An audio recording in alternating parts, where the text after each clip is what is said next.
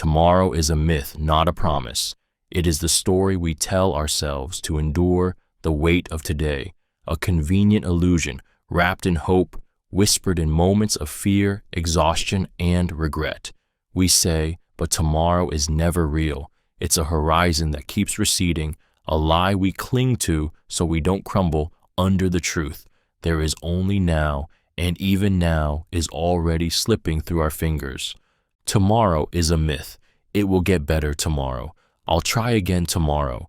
There's always tomorrow. We plan, we delay, we postpone joy, forgiveness, healing, because we assume tomorrow is waiting patiently for us to arrive. But people die with unread messages, with meals still in the fridge, with unfinished sentences in their mouths. Lovers go to bed angry, thinking there will be time to make it right. Strangers part, unaware they've shared their last glance. Tomorrow doesn't arrive for everyone. In fact, it never truly arrives at all. When it comes, it's already today, and we filled it with new deferrals. You are not guaranteed another sunrise, another breath, another moment to say what you meant or become who you thought you would be. And still, we sacrifice the present for a future we may never meet. We lock away our happiness, ration our peace, promise we'll live later when we have more money, more time, more certainty. But tomorrow is a myth. It is the softest lie, the one that sounds like mercy but serves as poison. Because while you wait for life to begin, life is ending, not all at once, but just enough to make you wish you had stopped believing in a day that was never yours to begin with. Silence is honest. Silence is honest because it has no agenda. It doesn't seduce you with false hope. It doesn't flatter or lie or wrap poison in sugar. It simply exists, bare and unmoving, revealing truths most words are designed to hide. People fear silence because it reflects. It echoes every unspoken doubt, every unresolved grief, every terrifying realization that the noise was only ever a distraction from the void beneath. We speak to fill it, not to connect, but to escape. We ramble in funerals, in breakups, in waiting rooms and elevator rides, anything to avoid the clarity that silence forces on us. Because when there's nothing left to say, the truth arrives, the relationship is over, the person is gone, the dream has died, and silence doesn't cushion that impact. It lets it hit you, full force, no filter. In silence, the masks fall off. The performance ends. You can hear your heartbeat, fast, afraid, and realize how rarely you listen to it. You can feel how tired your bones are, how much grief is still sitting under your smile, how much you miss people you'll never see again. There's no applause in silence, no reassurance, no escape hatch. It holds you in its cold hands and forces you to witness yourself without excuse or embellishment. And yet, silence doesn't betray you. It doesn't pretend to care. It doesn't promise meaning where there is none. That's why it's honest. In a world that whispers lies through headlines, prayers, apologies, and good intentions, silence simply is. And in its stillness, it tells you what no one else will. You are alone, you are temporary, and you have always known. Oblivion waits. Oblivion waits is not a warning. It is a promise. It is the inescapable fact that everything you are, everything you've built, everything you've loved, feared, cherished, or bled for is on a slow but certain path to annihilation. Not sudden, not violent, just complete. Oblivion is patient. It does not rush. It does not chase. It sits, silent and still, while you run in circles trying to matter. Human beings cling to legacy as a way to escape this truth. We name buildings, write books, create families, carve our initials into trees and digital timelines as if permanence can be faked through repetition. But memory fades, language evolves, paper burns, bodies decompose, even stars, those ancient watchers above us, collapse into black silence. There is no escape from being forgotten. The most terrifying part isn't that oblivion is coming, it's that it's already here. Every time you forget a dream, a person, a version of yourself, You are witnessing its quiet hand. Every second slips into the past, irretrievable, already buried. And as much as you try to fight it, with rituals, with goals, with distractions, it always wins. Time is not your enemy. Time is the path that leads you to it. Even your pain, the one thing that feels so eternal in the moment, is fleeting. You bleed, you scream, you ache, and then one day, no one will remember why. The most honest thing the universe ever did was to keep going without you. Oblivion does not knock. It waits, because it already knows nothing is owed. Nothing is owed is a truth most people spend their lives refusing to accept. We are raised on a diet of expectation that if we work hard, love deeply, suffer quietly, or stay good, something will come back to us. That fairness is a law of the universe and life balances itself out like a moral accountant. But there is no universal justice, no cosmic scoreboard, no force ensuring your wounds earn you rewards. The world takes and sometimes gives, but never because it should. This truth is brutal because it strips away the illusion of safety. We want to believe that being kind will protect us from cruelty, that being diligent will shield us from failure, that love will guarantee love in return. But reality doesn't barter with us. It doesn't care how long we've waited, how much we've given, or how loudly we scream. Bad people rise, good people fall. Randomness is more consistent than justice. The silence after betrayal, the emptiness after effort, the cold you feel after giving warmth, those are the reminders. You were never promised anything, not peace, not answers, not even tomorrow. And the hardest part is realizing that no one owes you an explanation either. Not your parents, not your God, not the people who walked away. You exist in a world that doesn't guarantee meaning or closure, and that's not a flaw. It's the design. So when the gratitude never comes, when the apology never arrives, when the recognition doesn't appear, remember, nothing is owed. And that's why anything you receive, any love you feel, any brief flame of joy, it isn't deserved. It's just a glitch in the system, a gift from a universe that didn't have to give you anything at all. The stars don't care. The stars don't care is a reminder disguised as poetry. We look up to them for comfort, for signs, for proof that our lives mean something under the vastness of night. We name them after gods, trace our stories through their constellations, wish upon them as if they're listening, but they burn billions of miles away, unaware, indifferent, ancient beyond comprehension. Their beauty is not for you, it simply exists. Every night sky you've stared into while falling apart, while grieving, while begging, while silently unraveling, has been lit by stars that don't know you're alive. Some of them are already dead, their light just now arriving, still fooling you into thinking they're present. That illusion is the most honest metaphor we have, light from something long gone, still being used to navigate. You were born from stardust, they say, as if that offers dignity or purpose. But the truth is more humbling. You are a byproduct of random collisions. There was no intention behind your existence, no plan etched into the cosmos. The stars did not align for your birth. You emerged like mold, like storms, like decay, beautiful, temporary, and ultimately irrelevant to the glowing giants overhead. They won't blink when you die. They won't flicker for your heartbreak. They won't rearrange for your dreams. They just continue burning and collapsing in a silence more profound than any grief you'll ever feel. And still, we worship them. Still, we pretend they care, because the alternative, that they don't and never will, is too terrifying to face alone under the crushing weight of an uncaring sky. Time devours. All time devours all is not a metaphor. It is an executioner dressed as a companion. It walks beside you quietly, hand in hand, while you laugh, while you grow, while you build and fall in love and heal. But all the while, it is feeding. It doesn't shout or strike. It simply consumes, softly, inevitably, completely. No one escapes its appetite, not kings, not children, not memories, not even gods. You begin to notice its hunger in pieces. The mirror reflects a stranger.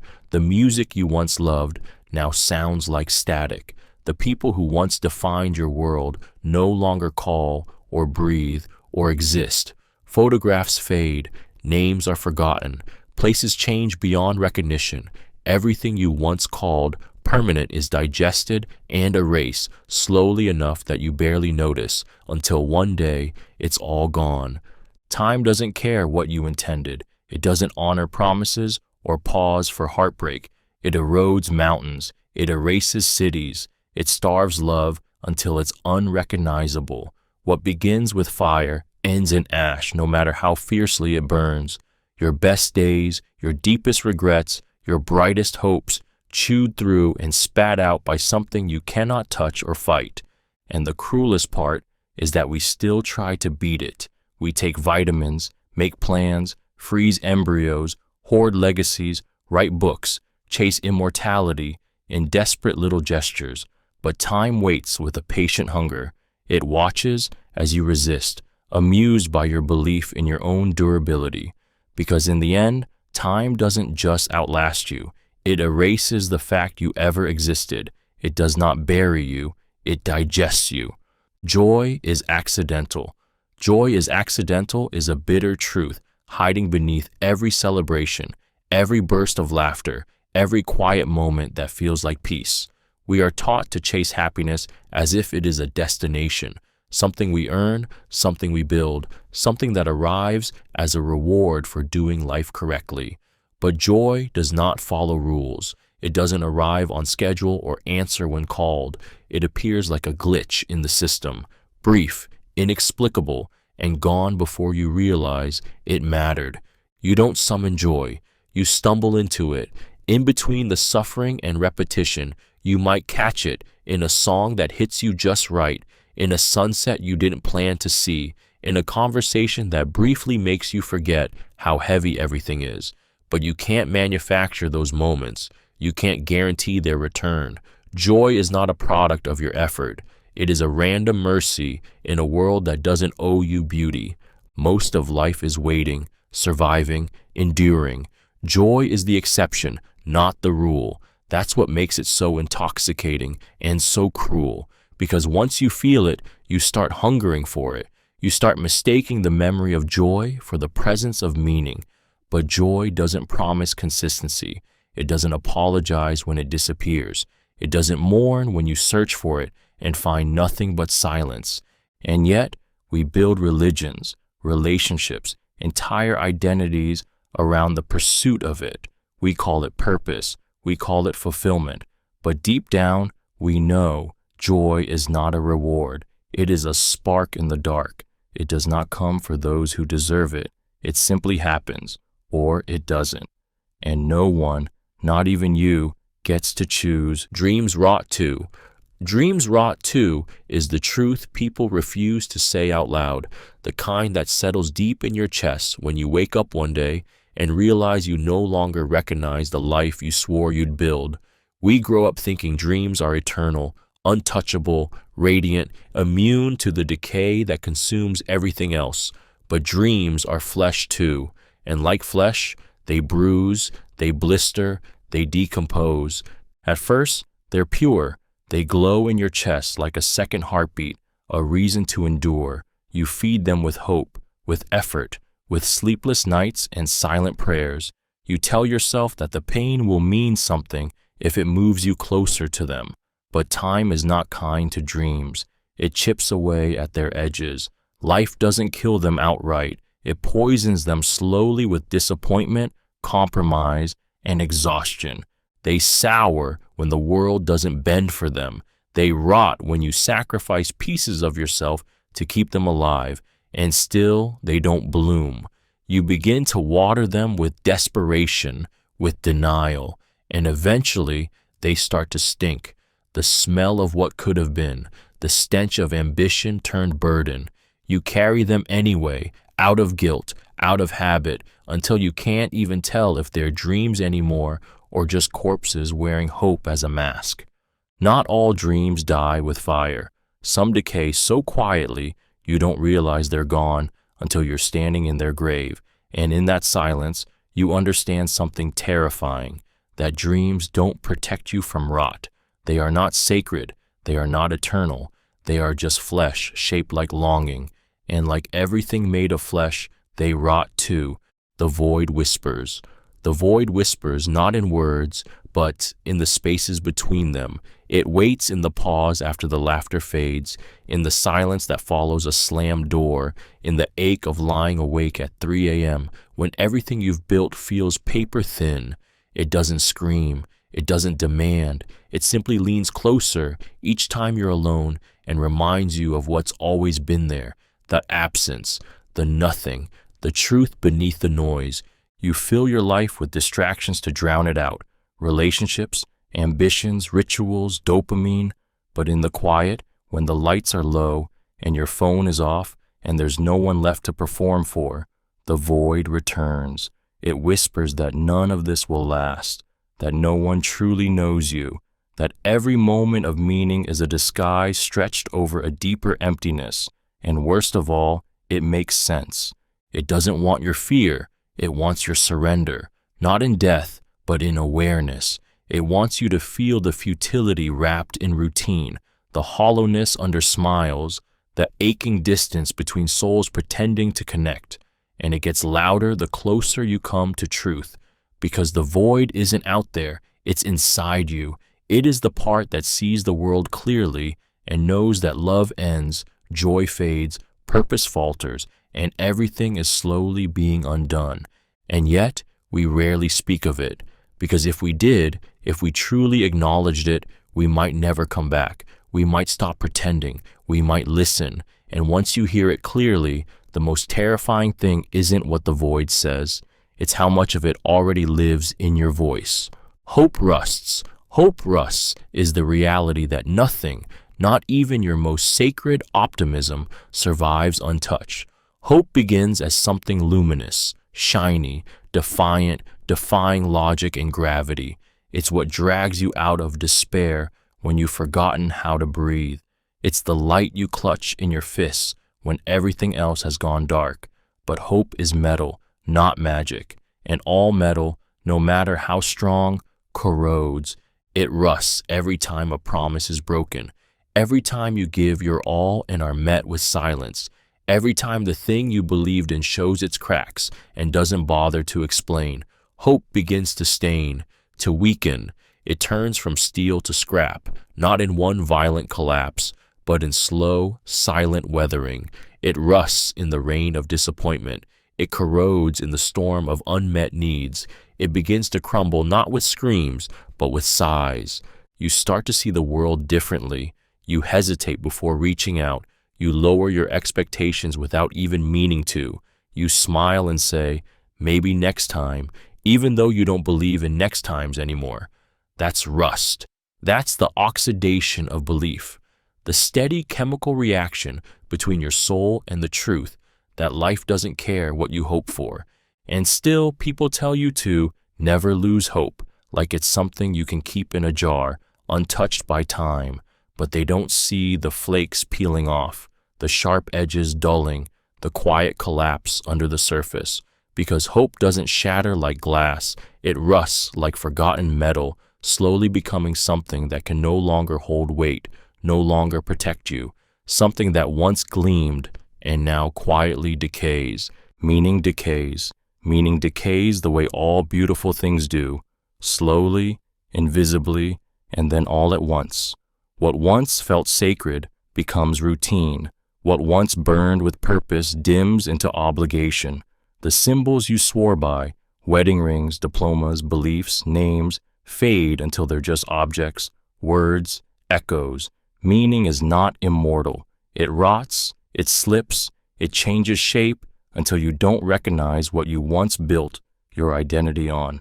At first, you don't notice. The song that used to make you cry now just plays in the background. The goal you once chased with fever feels hollow once achieved. The person you once would have died for becomes a stranger you avoid in public. And it hurts, this erosion, not because it's sudden, but because it feels like betrayal.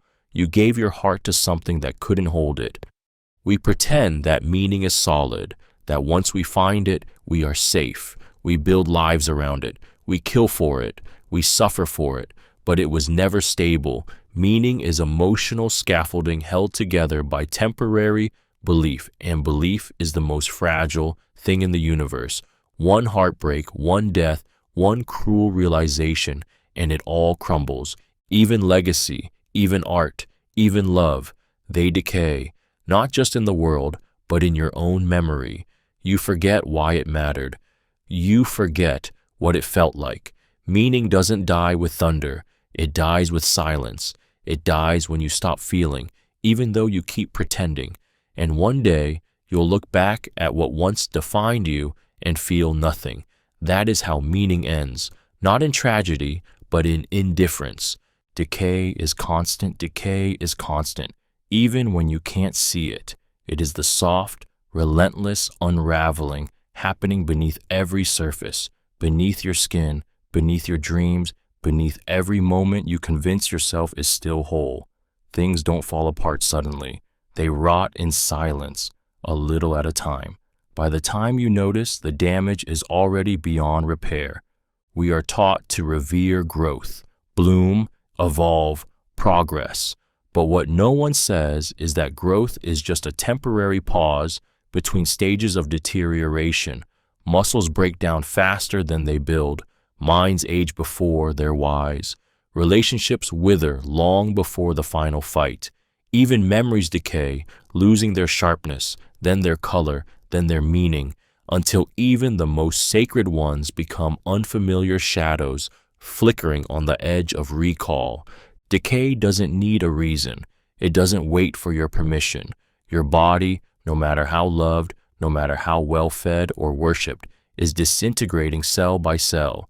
Your home, no matter how safe it feels, is cracking from the inside out. Your beliefs, your passions, the people you swore you'd never lose, all of it is breaking down, silently, slowly, always. There is no fixing, only delaying, and that's what we do. We paint over the mold, we inject the skin, we replace the silence with laughter. But it doesn't stop the truth. Everything you love is perishable. Everything you build is temporary. Decay doesn't need destruction. It is the destruction, the quiet kind, the patient kind, the kind you carry with you, even in your happiest moments, especially then, because that's when it starts to crumble the fastest. Love forgets. Love forgets is not cynicism. It's memory's betrayal dressed in tenderness. We speak of love as eternal, unshakable, transcendent. We carve initials into trees, write vows into time, swear that some feelings never fade. But the truth is quieter. It unravels in the small, unnoticed moments. The way your heart used to race when they walked into the room, that fades. The scent that once haunted you loses its sting. Their voice in your head, it dulls. It goes silent. Love forgets. You don't mean to stop loving. You don't wake up and choose it. It just happens, beneath your awareness, in the space where habits lose their shape. The memories stay, but the weight behind them weakens. You forget why you stayed up all night just to hear them breathe. You forget what it felt like when their hand found yours in a crowded room. Even the pain begins to rot at the edges, no longer sharp, just background noise in the echo of who you used to be. Love forgets not because it's cruel, but because it must. The mind cannot hold on to every fire it ever danced around. Survival demands forgetting. The heart has to make room. What once felt sacred becomes a story. What once felt eternal becomes a name you say without choking. And that's the part no one wants to admit, how easily we let go of what we swore we never would. Even the deepest, truest love dissolves under enough time, silence, and distance. No matter how bright it burned, love will one day forget your face, your laugh, your last goodbye. And when it does, it won't even hurt. It will feel like breathing, like sleep, like something that was never yours in the first place. Light lies. Light lies is a truth too uncomfortable for those who worship clarity. We're taught to chase the light through struggle, through despair, as if it's the only honest direction. Light is framed as salvation, as purity, as truth. But that is the most seductive lie of all, because light does not reveal everything. It selects, it blinds, it deceives by what it highlights and what it hides. People assume light is where the safety is, but interrogation rooms are flooded with it. Spotlights are used to disorient.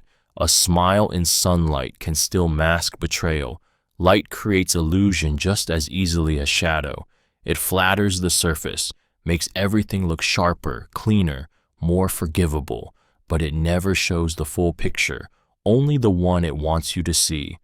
Darkness is not the deceiver. It hides nothing because it promises nothing. But light misleads. It makes monsters look beautiful and pain look survivable.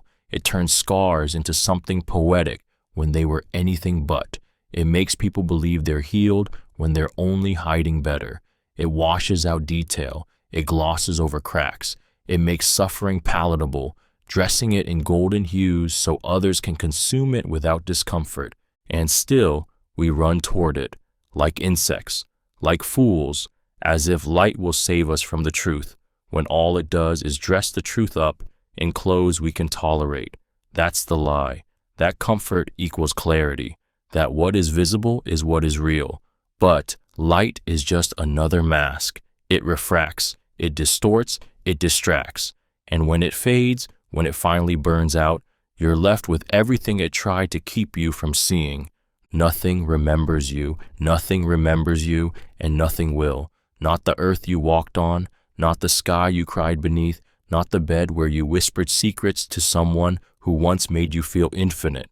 Your name will vanish, your face will be forgotten, your voice will dissolve into the air like smoke, with nowhere left to cling.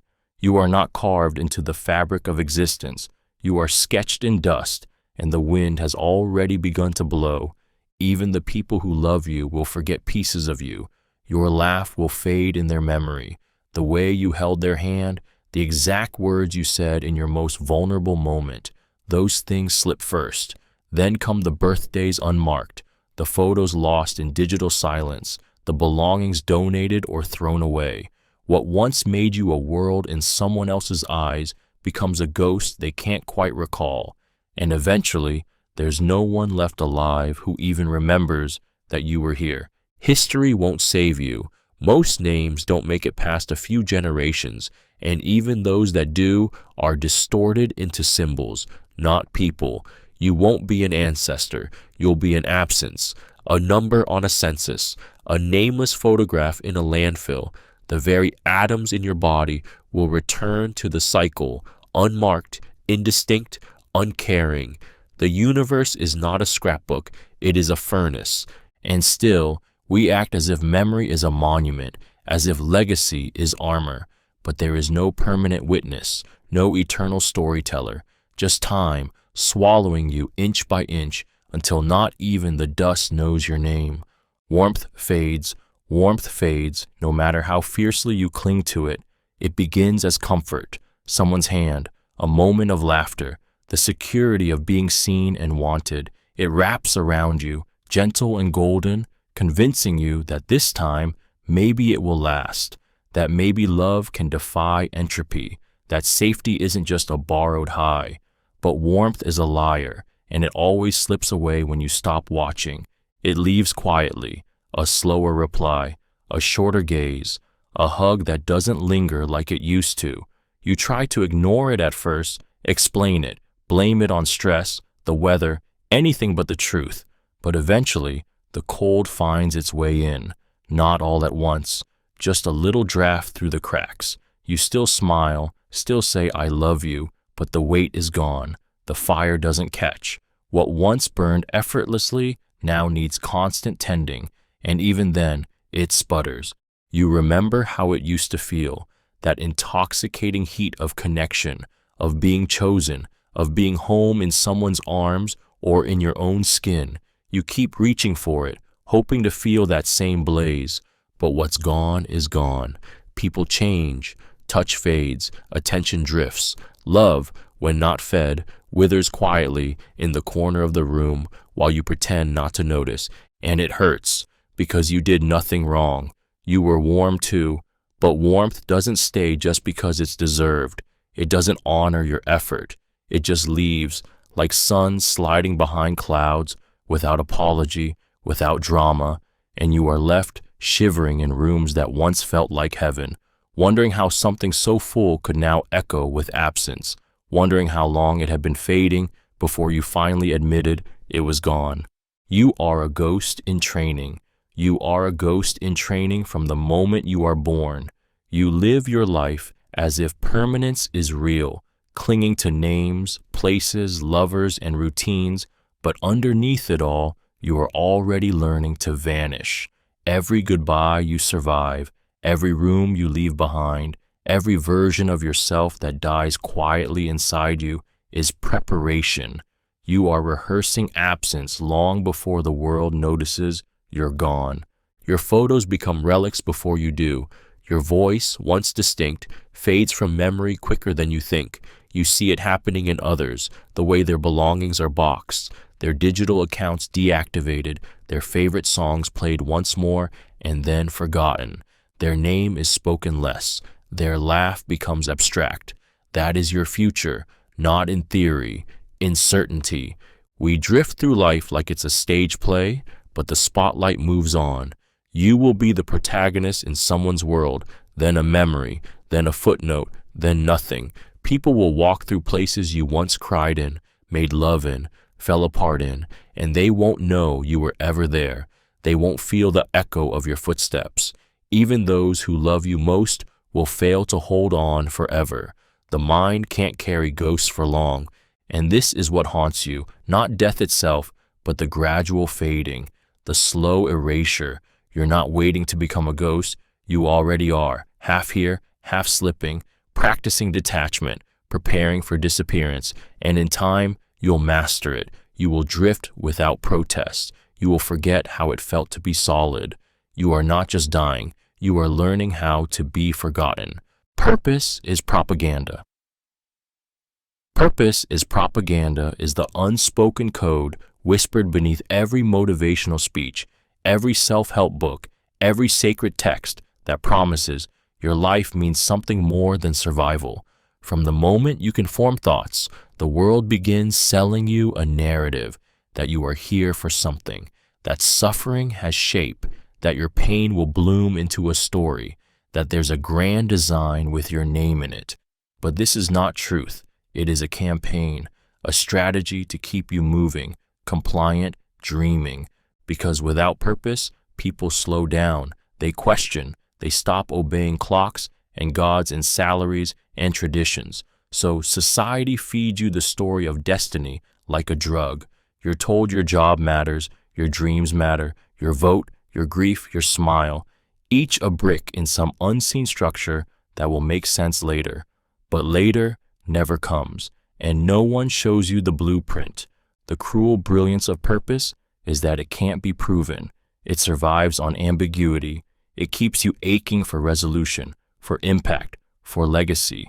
And when none of that arrives, you are told to try harder, to find your why. The fault becomes yours, not the illusion. You are broken for not feeling driven, for waking up tired, for not being inspired. But there is no crime in simply existing. There is no failure in being directionless in a universe that never promised direction.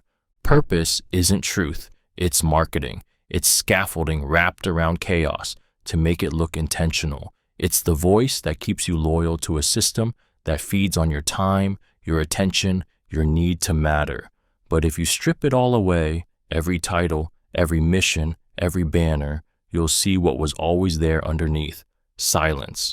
And silence never needed a reason to exist. Breath is borrowed.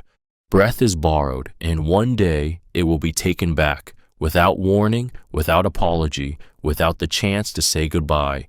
Every inhale you've ever taken was not a gift. It was a loan, and every moment you spend believing you own your body, your pulse, your voice is a quiet delusion. You are a guest in a collapsing structure, a temporary tenant in flesh that never promised permanence. From the first gasp you took in a hospital room to the breath you're taking right now, nothing has been guaranteed. Your lungs are not loyal. Your heart does not serve you. These things function until they don't, until an artery clogs, until a cell mutates, until the machine that holds your entire identity simply forgets how to keep going. And when it stops, when your final breath shudders into silence, it will not be a dramatic end. It will be an overdue return. People act as if they're owed time, as if waking up tomorrow is a contract signed in blood, but it isn't. People die mid-sentence, mid-laughter, mid-dream. You are not separate from them. You are not special. You are just lucky. For now, the fragility of breath is the most terrifying kind of truth. You never know which one will be your last, and the world will not pause to mark its passing. So you breathe, and you plan, and you speak, and you love, but always on borrowed air, always under the illusion that your lungs will be there tomorrow. But breath is not loyal. Breath is not yours. It is a temporary permission to exist, and one day, without reason or fairness, it will be revoked. The universe is indifferent. The universe is indifferent, and that truth is more devastating than any violence. It doesn't hate you. It doesn't love you. It doesn't even know you exist. You could scream until your throat splits open, beg until your knees bleed, or suffer in perfect silence, and nothing would answer. Not because it chooses to ignore you, but because it was never listening in the first place. We want the universe to mean something. We trace signs in the stars, create fate out of randomness, shape purpose from chaos, like children drawing maps on the wind. It comforts us to believe that the sky is watching, that the pain has context, that the beauty is meant for us. But the stars burn with or without us. The storms rage whether you heal or break. Suns explode, planets die, galaxies vanish, and the cosmos goes on, indifferent to your grief, your prayers, your hope.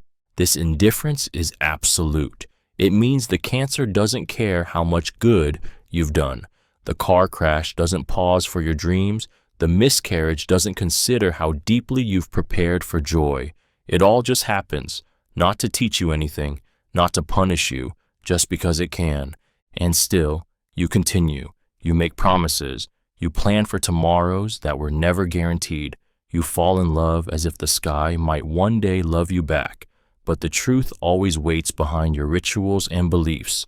The universe is not your parent, your God, or your enemy. It is a machine of silence, and your existence is an accidental flicker in an endless void that will not blink when you are gone. Emptiness has no end. Emptiness has no end because it was never something to fix. It's not a problem, not a phase, not a storm that passes. It's a landscape, quiet, infinite, and suffocating in its silence. You think of it as a feeling, a temporary absence of joy or meaning, something a new job, a new lover, a new goal can erase. But it isn't. It waits behind every achievement, underneath every smile, lingering after every high. You don't escape it. You circle it, pretending it isn't always just beneath the floorboards of your mind.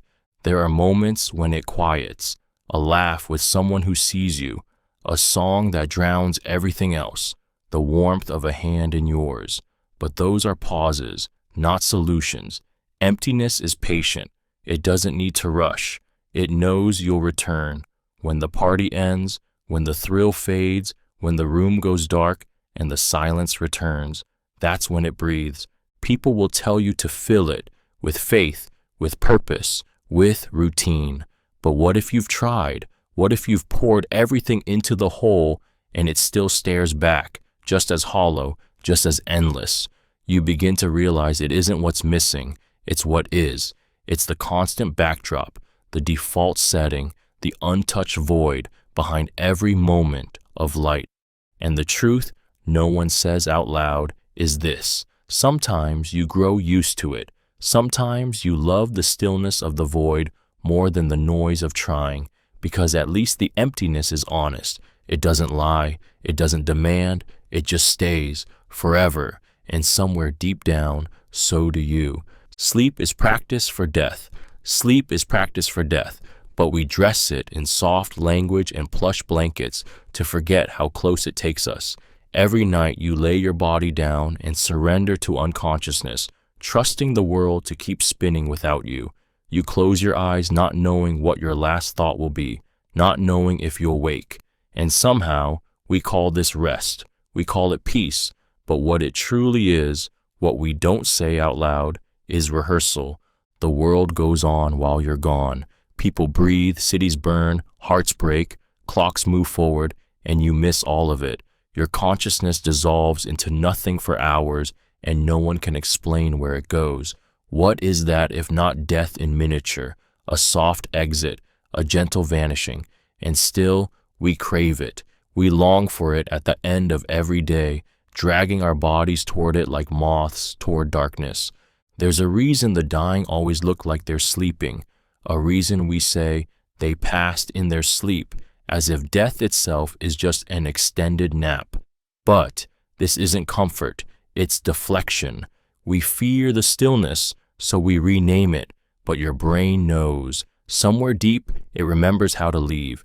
Each night it simulates disappearance, familiarizing itself with absence.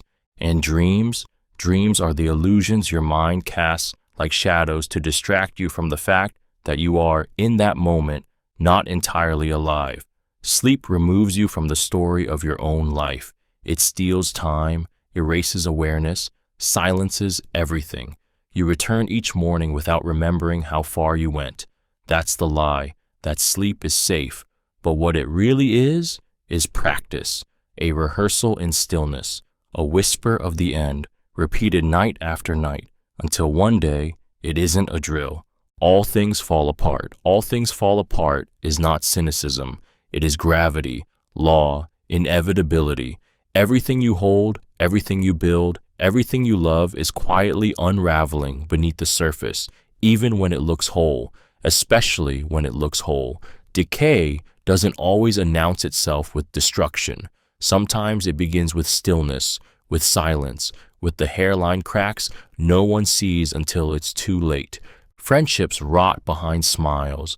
Marriages collapse in houses that look warm from the outside. Empires end long before the final battle.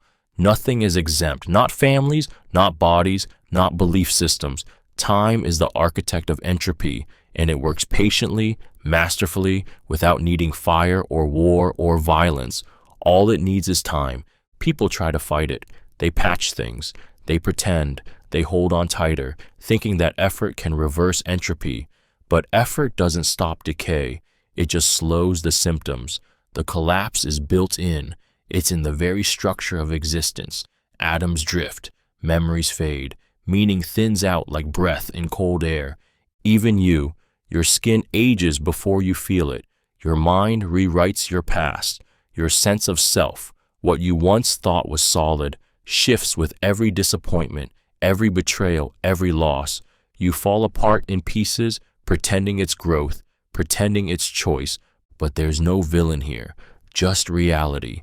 Beautiful, brutal reality. Things fall apart because nothing was made to last. Not perfectly, not forever. Even the stars explode, even the bones crack, even the strongest love erodes. And that's not tragedy. That's the cost of existing at all. All things fall apart. That's how you know they were ever together. The abyss doesn't blink. The abyss doesn't blink because it has no eyes, no mercy, no hesitation. It watches you not like a predator, but like a mirror with infinite depth, a reflection so still and endless, it begins to undo you from the inside.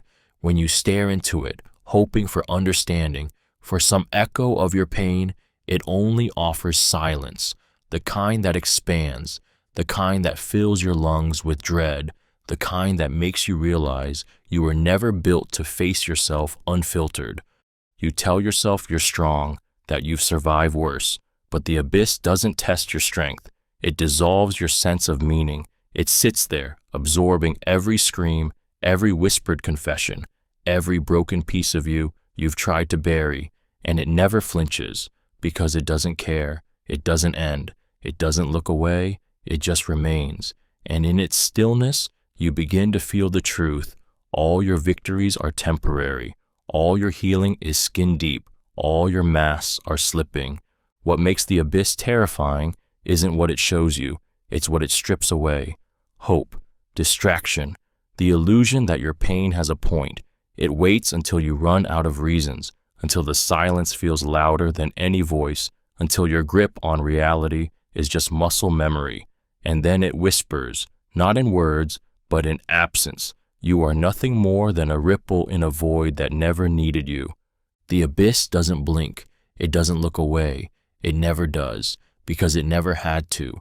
It was always waiting, and it knows you'll return. You always do. You are not needed. You are not needed is a truth most people spend their lives refusing to hear. From birth, we're wrapped in the comfort of significance, told we're special, that our presence matters, that the world would somehow collapse without our weight pressing into it. But the world does not pause when you sleep. It does not falter when you disappear. It simply continues, unbothered, as if you were never there at all. Look at the machine still humming after you leave the office, the conversations that carry on without your voice, the smiles that bloom in rooms you'll never enter. People move on, always.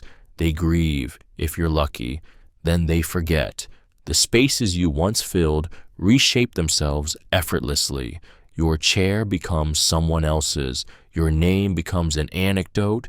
Your love becomes a closed chapter in someone's growing story. This isn't cruelty, it's nature. The universe doesn't require your participation. It doesn't seek your input or wait for your approval. You are not part of a divine puzzle. You are a temporary flicker in an endless storm, and when your light dies out, the darkness won't even notice. And yet, you keep performing. You try to be irreplaceable, indispensable. But deep down, you feel it, don't you? That creeping hollowness in quiet moments, the suspicion that none of it hinges on you, that no one truly needs you, not forever, not fundamentally. That realization isn't meant to break you. It's meant to strip away the lie. Because once you understand that you are not needed, you also understand how free you truly are. You owe nothing, and no one owes you a place. Everything is noise. Everything is noise, even the things you once thought mattered. The I love you, the I'm sorry, the awards, the failures, the stories you tell yourself in the dark. You sift through the chaos trying to find meaning, like tuning a radio in a storm, desperate for one clean signal. But the truth is, the signal never comes. It's all static, layered on static, voices overlapping, memories folding into each other, thoughts screaming over one another, until all you hear is the echo of your own confusion. You are born into noise. The world doesn't offer silence, it offers distraction, opinions, expectations, algorithms, obligations, advice, all of it pulling you in 1,000 directions until you forget what you were even trying to hear. And the cruelest part, most of it pretends to matter. We give titles to the noise. We call it love. We call it ambition. We call it purpose. But underneath, it's still just sound, loud, restless, and unresolvable. You think clarity will arrive one day, that things will make sense once you reach the right milestone, or meet the right person, or find the right cause. But it never settles. Even your own voice begins to splinter. The monologue in your head, also noise, also unreliable, also cracking under the weight of expectation and memory.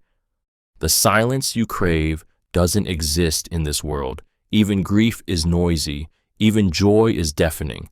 And the more you search for stillness, the louder it gets. You don't escape the noise, you become part of it. Another voice shouting into the void, hoping someone hears, even though deep down you already know no one is really listening. Peace is extinction. Peace is extinction is the truth no one wants to say aloud, because we've wrapped the word peace in ribbons and lullabies. We treat it like a destination, a reward waiting on the other side of chaos. But real peace, the kind that doesn't shift, doesn't ache, doesn't tremble under the weight of potential, is not found in life. It's found in the absence of it, because as long as there is breath, there is unrest. As long as there is thought, there is noise. The mind does not rest.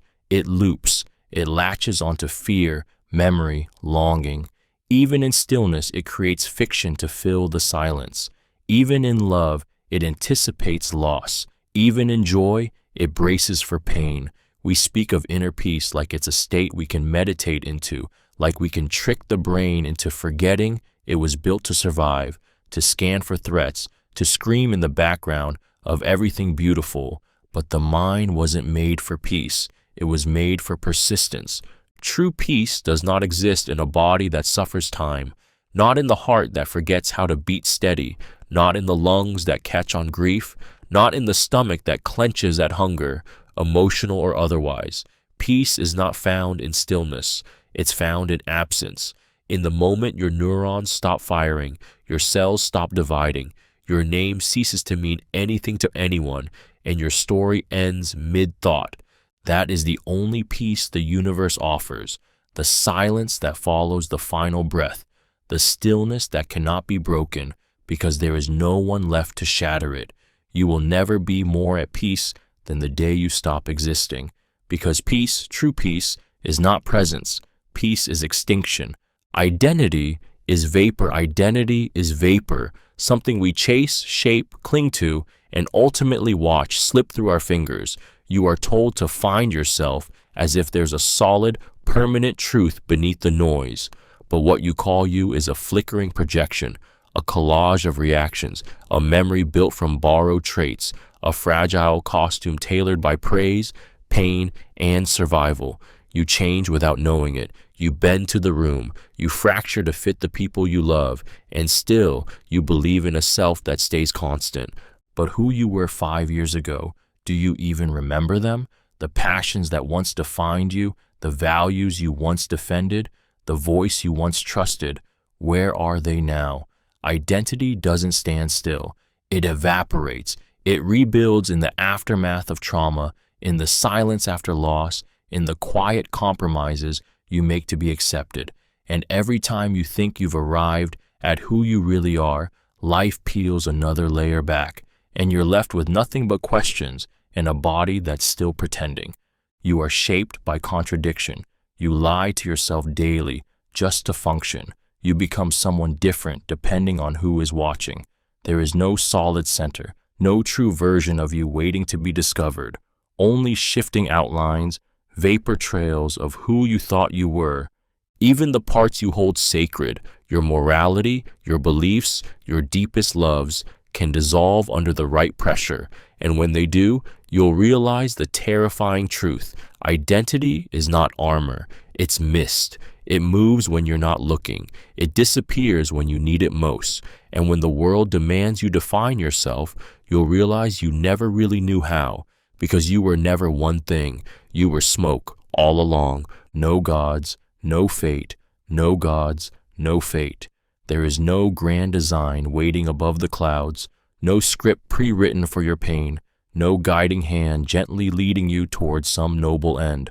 There is only chaos, undirected, unreasoning, and utterly indifferent to your prayers. The myths we build, the gods we name, the signs we chase, they are mirrors, not answers.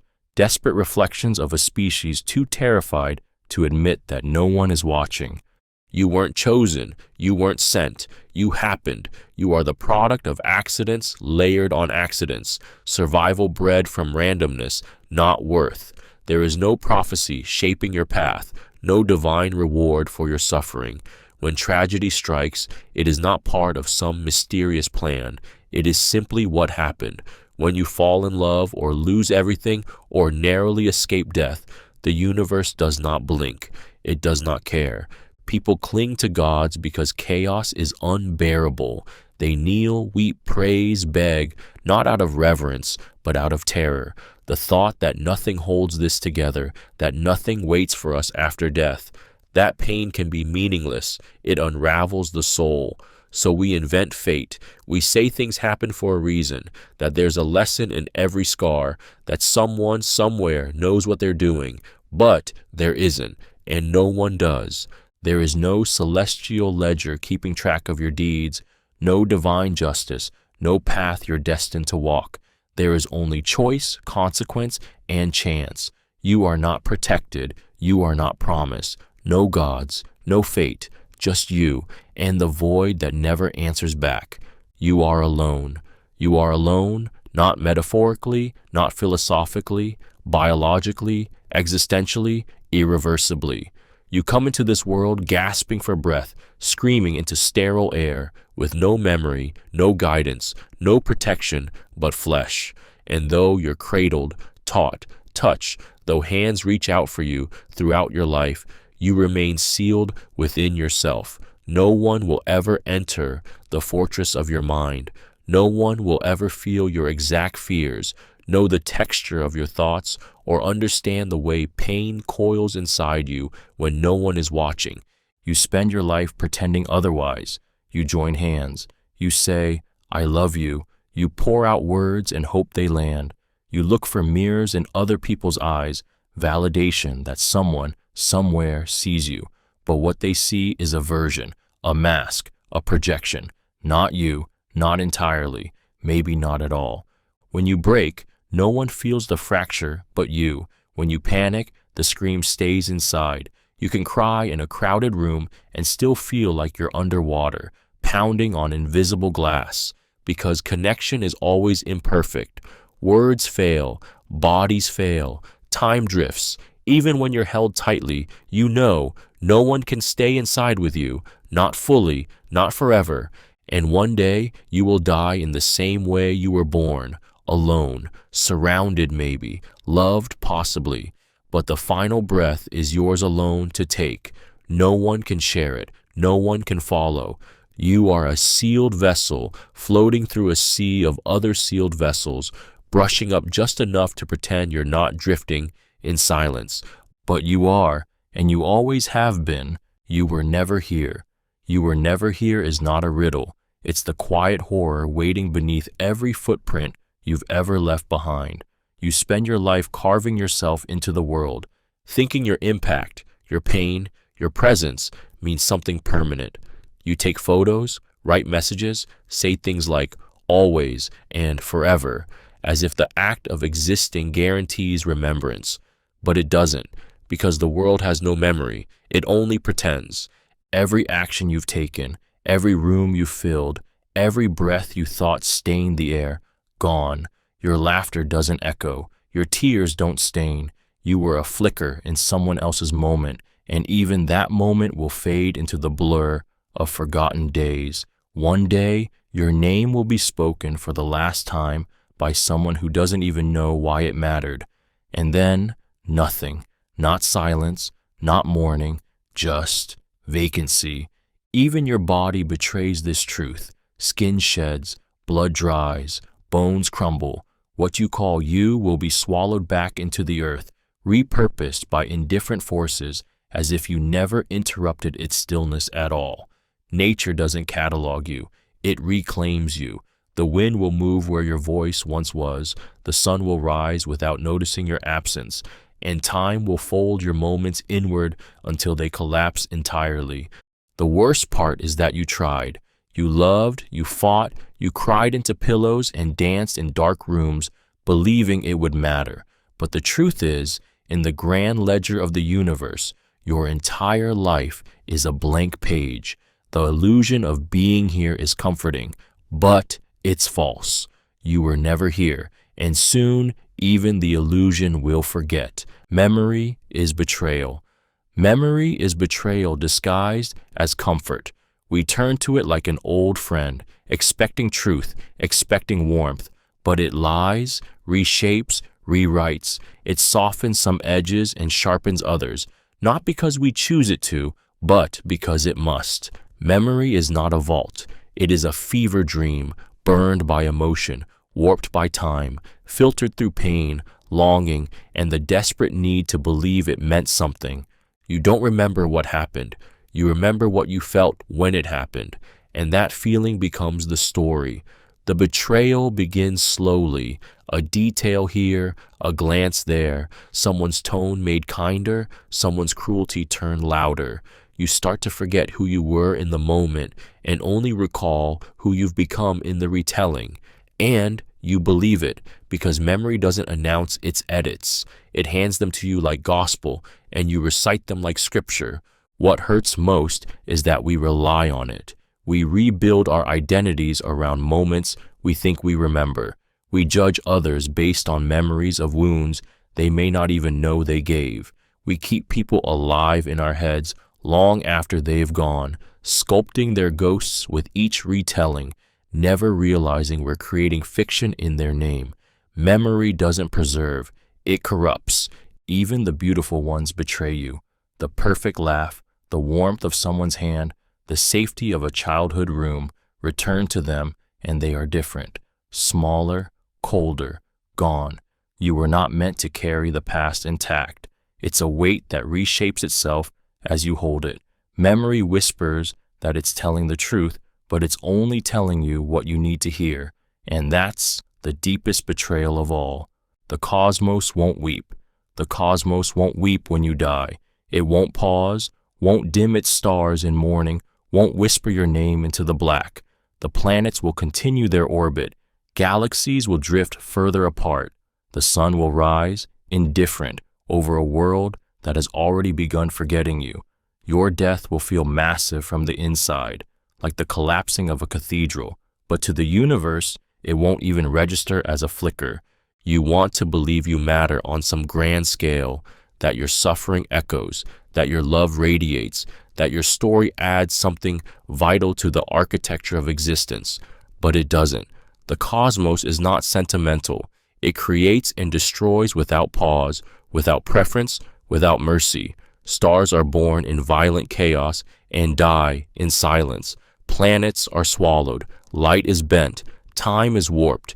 It all happens without grief. Even the people who love you will one day forget your voice. Your name will stop being spoken. Photos will fade.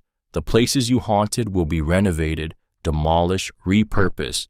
You will become a statistic, a year, a silence in someone's family tree, and then not even that. And while all of this slips away, the cosmos will go on spinning, beautiful, brutal, and unshaken. The same stars you made wishes on will shine for strangers who never knew you existed. The black between them will stretch further. The cold will deepen, but it will not weep, because it never knew you, it never could. And in the grand, deafening silence of it all, neither will anyone else for long. Your name is wind. Your name is wind, spoken, heard, and gone. A sound that dances across lips for a moment before it's swallowed by silence. It feels permanent because people say it often. They write it down, attach it to memories, speak it in affection or anger. But your name is not you. It's not anchored. It's not eternal. It is a placeholder, fragile and fleeting, like breath on glass. And like wind, it leaves no trace when it's gone. One day, no one will say your name anymore. Not with familiarity, not with meaning. It will fall off tongues awkwardly, if at all, reduced to a mark on a stone, a line in a document, a forgotten tag in some server long abandoned. Even those who once whispered it in love, who screamed it in rage, will one day forget how it sounded in their mouths. You think legacy will protect it. You think you can make it loud enough, important enough, permanent enough. But even the loudest names, kings, poets, prophets, become echoes, mispronounced, misremembered, lost to translation, to time, to apathy.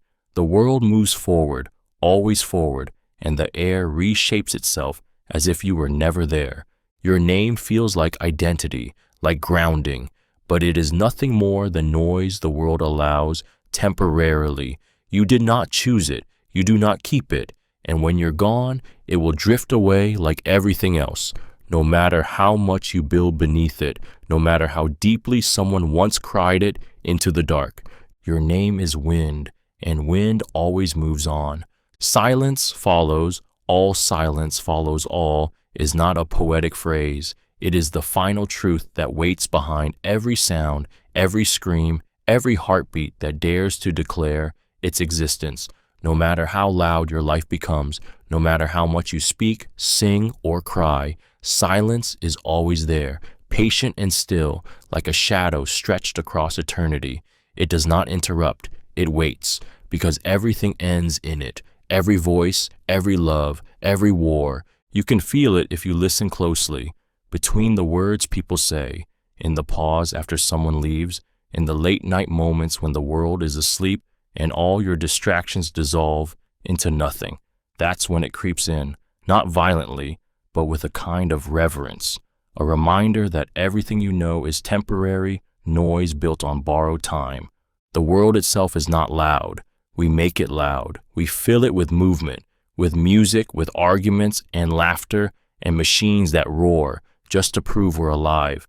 But silence is what the universe returns to when we're gone. The stars do not sing. The earth does not mourn. Even grief becomes quiet eventually.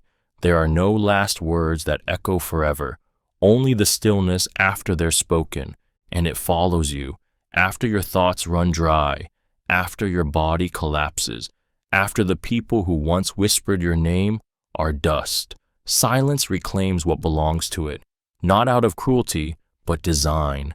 It doesn't care what you accomplish, what you feared, who you loved. It is the default state of everything. It is what remains when all the pretending ends, because no matter how loud you live, silence follows all. Existence is inertia. Existence is inertia, a movement not chosen but inherited. You are not here because you decided to be. You are here because matter collided, cells divided, breath-filled lungs that never asked to form. From your first cry to your last blink, you are carried by momentum, not meaning. You keep going because you started, because stopping is harder, because the machine that is you doesn't know how to pause without consequence. You wake, you eat, you work, you sleep, not always because you want to, but because it's what comes next. You love because it's expected. You grieve because something once mattered. But deep down, you feel it. The pull of routine is stronger than the pull of purpose. The days blur. You smile on cue. You say you're okay when you're empty, and you keep moving, not out of hope, but out of habit.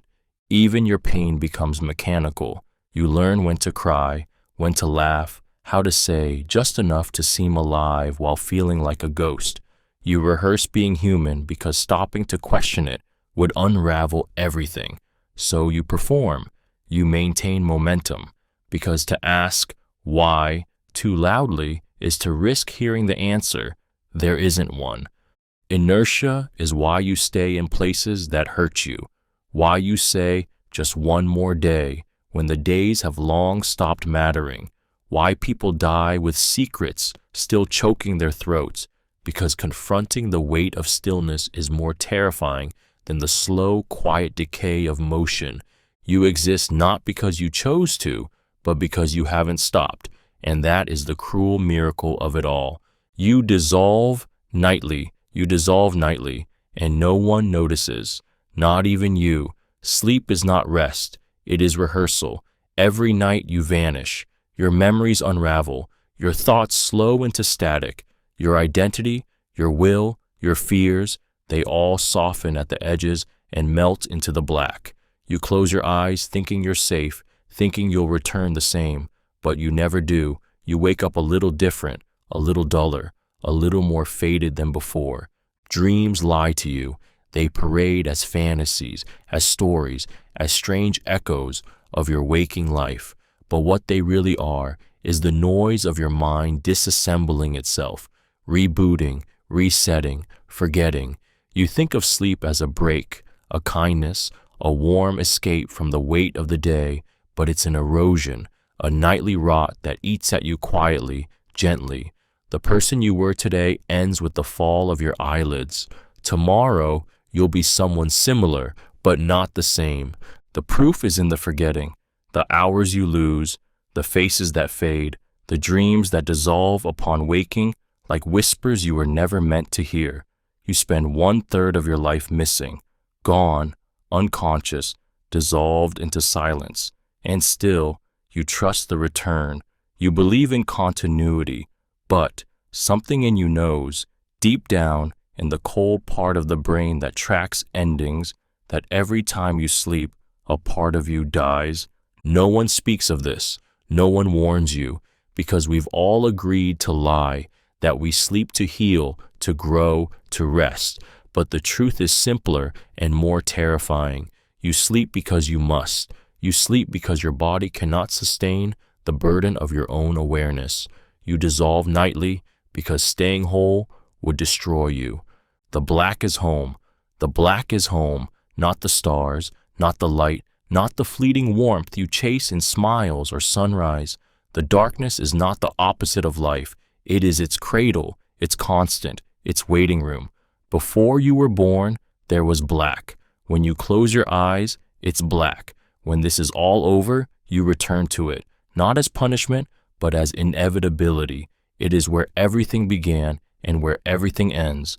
You're taught to fear it, to light candles against it, to fill it with gods, monsters, stories that make the shadows feel less silent.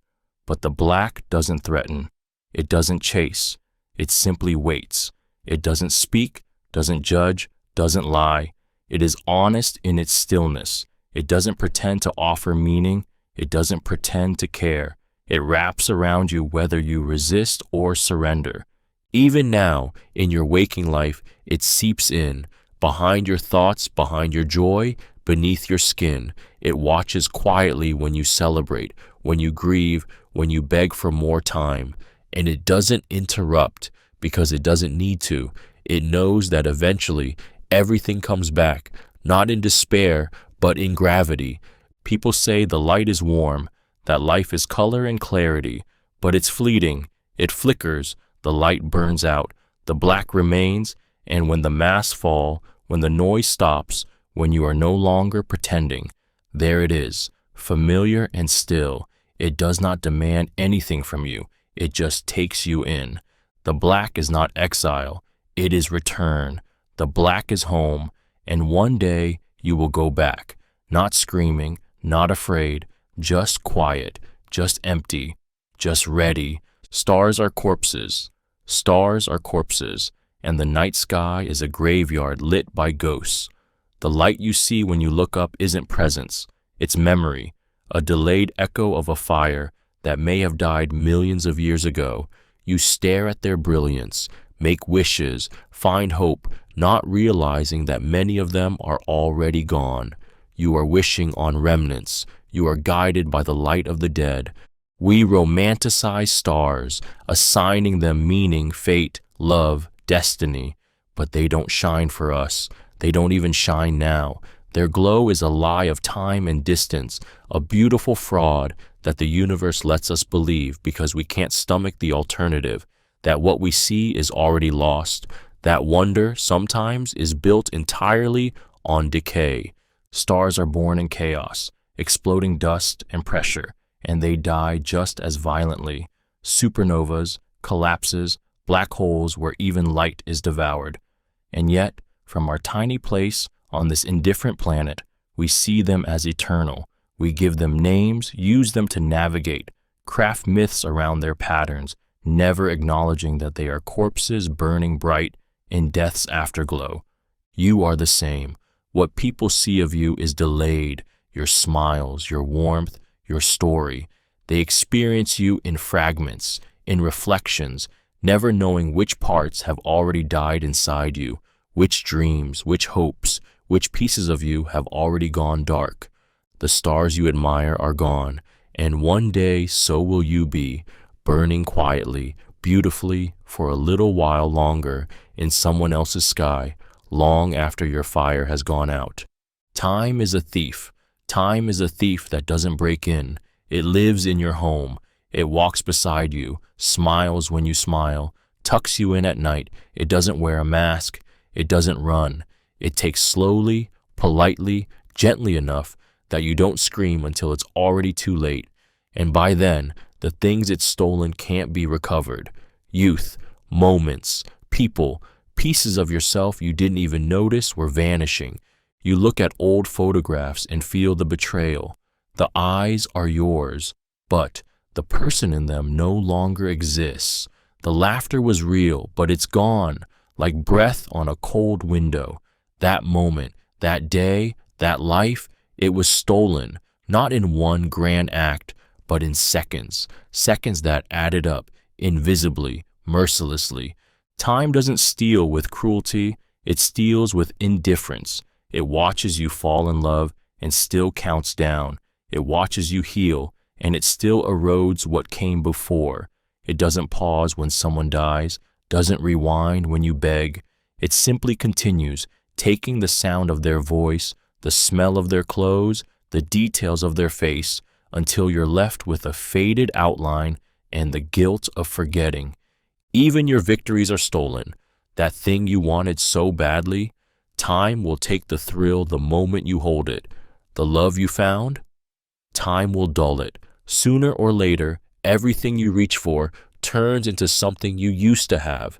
And when you finally realize what time is, when you see the empty spaces where your past used to live, you'll want to scream at it, to plead, to rewind. But time doesn't answer. It just keeps walking, quietly slipping more of you into its pocket. You rot like all else. You rot like all else, no matter how clean, how careful, how holy you try to be. Your skin is already aging as you read this. Your cells are dying by the thousands as you breathe. Beneath your clothes, your body is quietly decaying, wrinkling, thinning, softening, sagging. Time is carving you from the inside out, and rot is its chisel. It's not a punishment. It's not a curse. It's simply what you are. We surround ourselves with illusions of permanence, perfume, plastic, polished smiles, but the body remembers. It remembers what it was built for, to rise, to burn briefly, and to collapse into earth. Bones dry, eyes sink, flesh turns to mush. The same body you dress with pride, the same mouth you use to beg for love, will one day ooze into the dirt, indistinguishable from the meat of animals and the pulp of fruit. The soil does not discriminate, and yet we behave as if death is the exception, not the rule. We fight aging like it's a disease.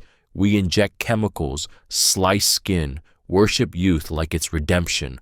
But underneath it all, the rot continues, unstoppable, inevitable. It begins early. You just learn to ignore it, the way you ignore the smell of flowers as they wilt, the way you ignore your hair thinning, your memory slipping, your joy fading.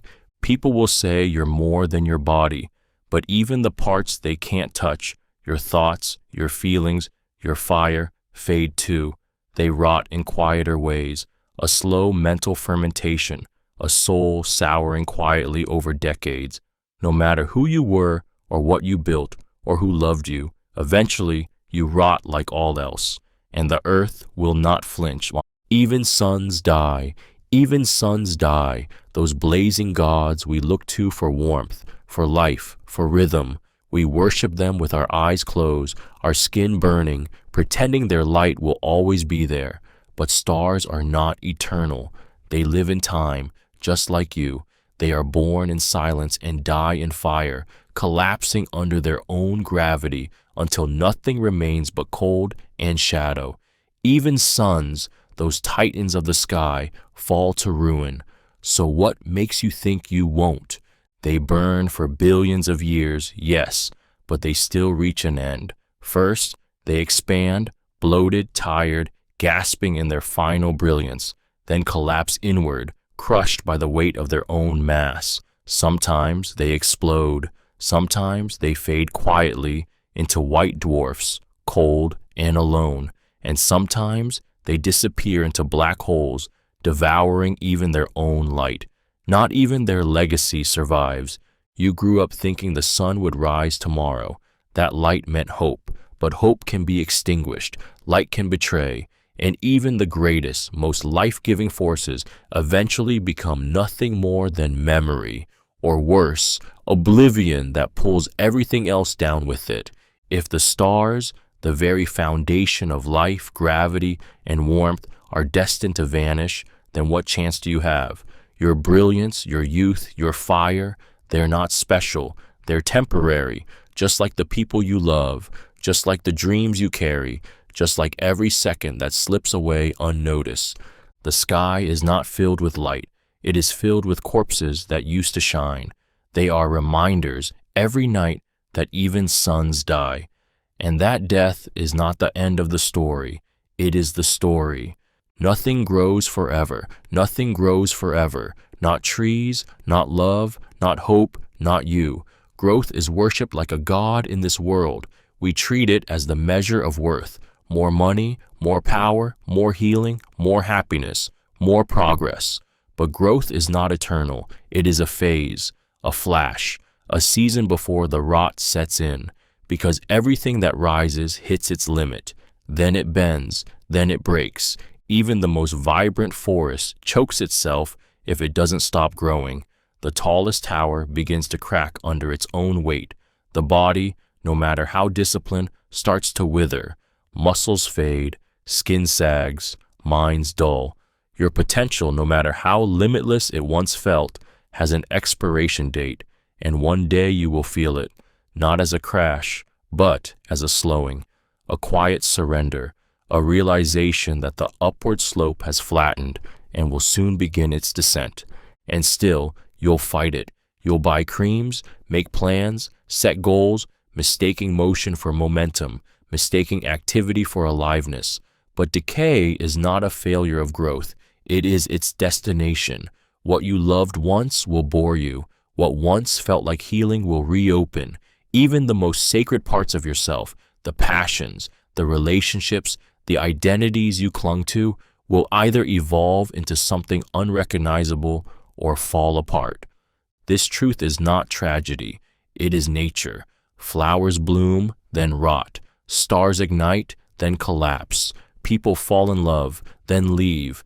The tragedy is in pretending otherwise, pretending you can hold on, pretending the climb never ends. But nothing grows forever, and the longer you chase that illusion, the more violently it will abandon you. Love is a fever. Love is a fever, a beautiful burning affliction we beg for even as it eats us alive. It enters subtly at first, like a rising warmth under the skin, thrilling and electric, making the ordinary feel divine. Every glance is sacred. Every word is gold. You stop sleeping. You stop eating. You call it passion. You call it connection. But deep down, your body knows this isn't balance. This is illness dressed as euphoria. Fever makes you irrational. You justify red flags as quirks, sacrifice boundaries as offerings, twist yourself into a version more worthy of being kept. You feel alive, yes, but only because you're slowly losing pieces of yourself. You start to need their voice, like oxygen. Their absence aches. Their presence controls the rhythm of your thoughts. And still, you want more. Fever doesn't satisfy. It escalates. You become addicted to the burn. You think it's healing you, but it's consuming you. Slowly, deliciously, you stop noticing the damage, the missed calls from friends, the quiet compromises, the parts of you you've silenced. Fever isn't kind. It doesn't care if the love is returned. It rages on whether they stay or leave. You tell yourself it's worth it. That love is supposed to hurt, but that's the sickness talking. And when it finally breaks, when they leave or the illusion shatters, you collapse. Weak, empty, ashes where warmth once lived. You wonder how something so holy could leave you so hollow. That's the fever's final cruelty. It gives you the illusion of light while setting fire to everything you are, and you still miss it. You still call it love. Solace is synthetic,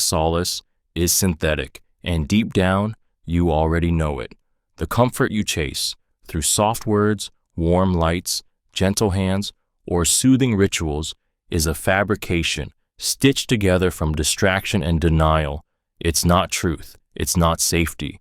It's a drug, manufactured by your brain to keep you from screaming at the sheer weight of being alive.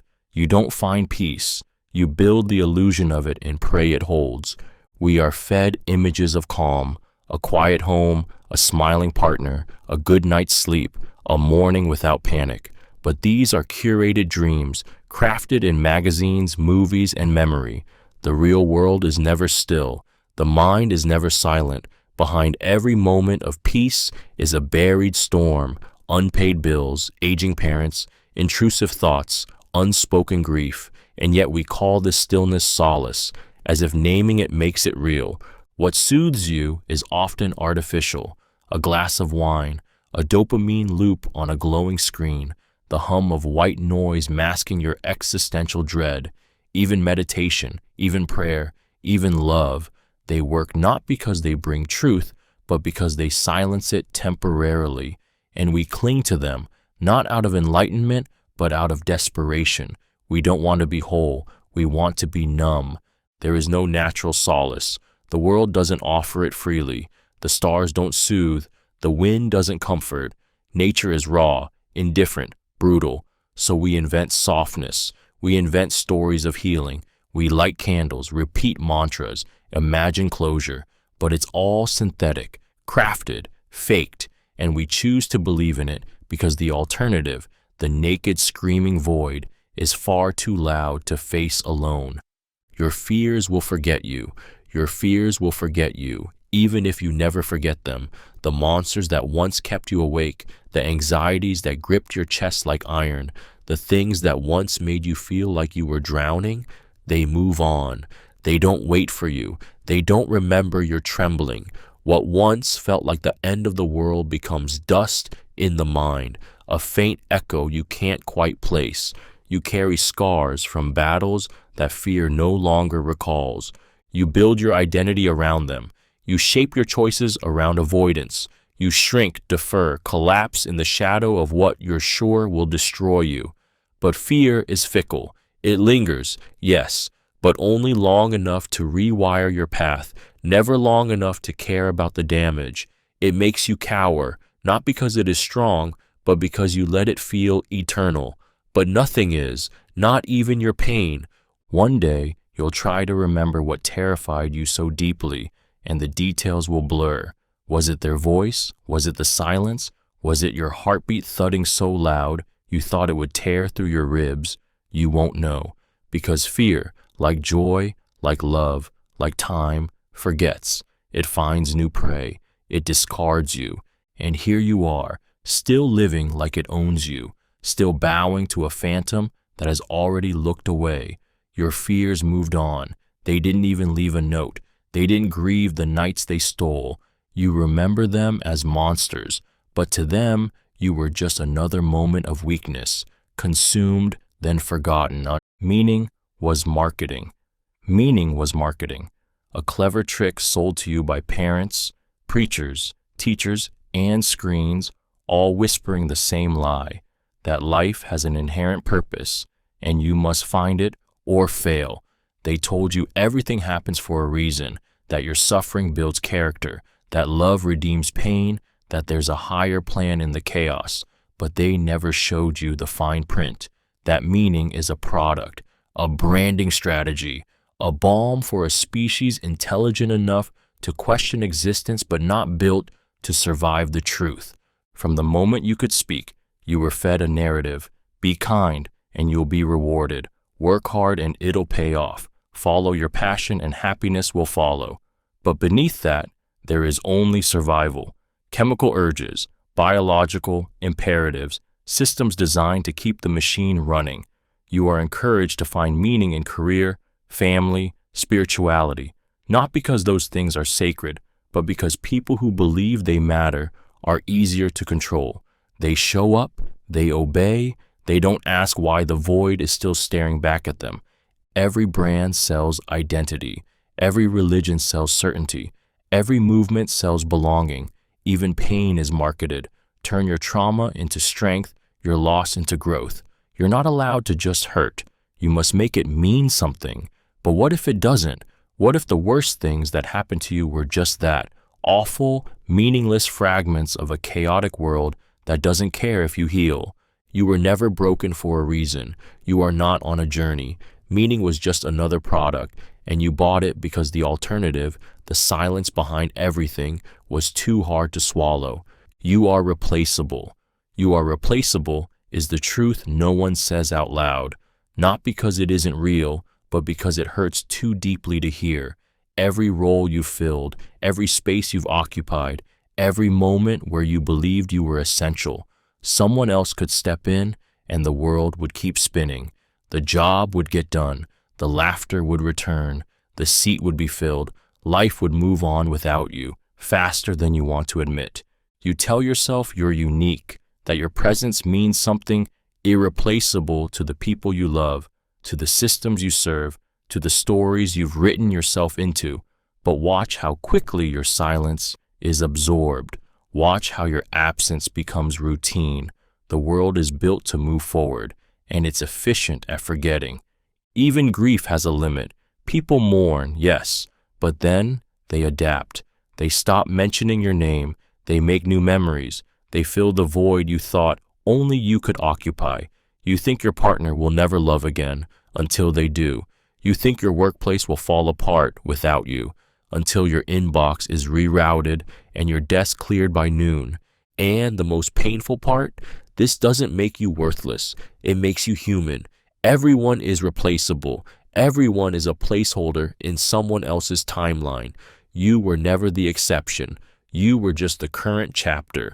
So when you disappear, whether by choice, accident, or inevitability, don't expect the world to stop. It won't. It never has. It never will. You were never the center. Just a moment. Just a flicker. Easily forgotten and even more easily replaced. Sleep erases identity. Sleep erases identity, and it does so without mercy. Every night you surrender the fragile narrative you've constructed about who you are, your memories, your ambitions, your pain, your name, dismantled and filed into silence while your body lies still, eyes closed, unconscious and unaware. You don't dream as yourself. You dream as shapes, impulses, half-truths. In sleep, you are no one, just a vessel of flickering neurons and unraveling time. Think of how easily it slips. You wake up not remembering where you are, who you are, what year it is. The disorientation is brief, but it's a crack in the illusion. Your identity is not anchored. It's a costume you put back on each morning, and some days it fits looser than others. You forget what you were crying about yesterday. You forget the promises you made. You forget the person you swore never to be again. And deeper sleep takes more. Under anesthesia, under coma, under dreamless dark, you vanish entirely. The world continues, but you're gone. Not dead, not dreaming, just gone. There is no you watching from the sidelines.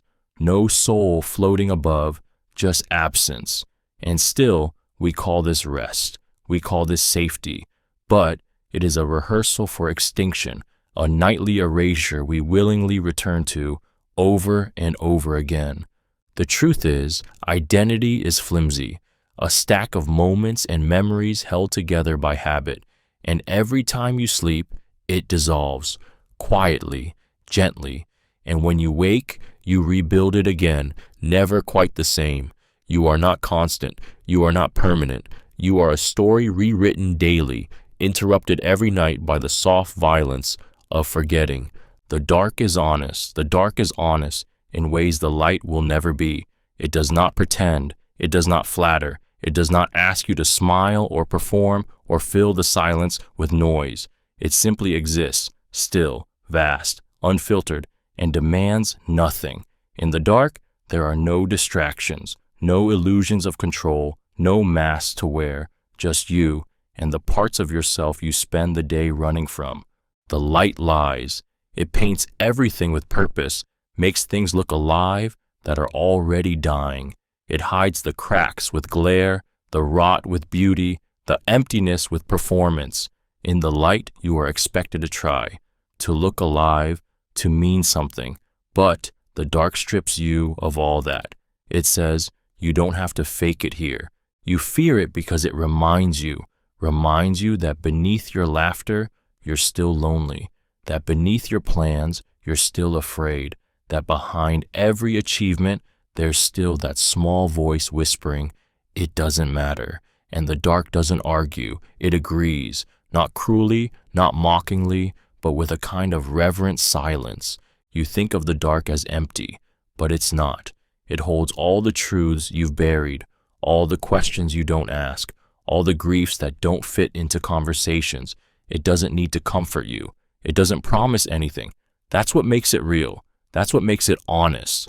When the world turns off and the light finally retreats, the dark doesn't lie to you. It simply welcomes you back to what you've always known, that underneath everything, you're still alone. And maybe, just maybe, that's the only place you've ever been fully real. You vanish piece by piece. You vanish piece by piece, not all at once, not in some grand, cinematic ending, not in a dramatic final breath that the world pauses to witness.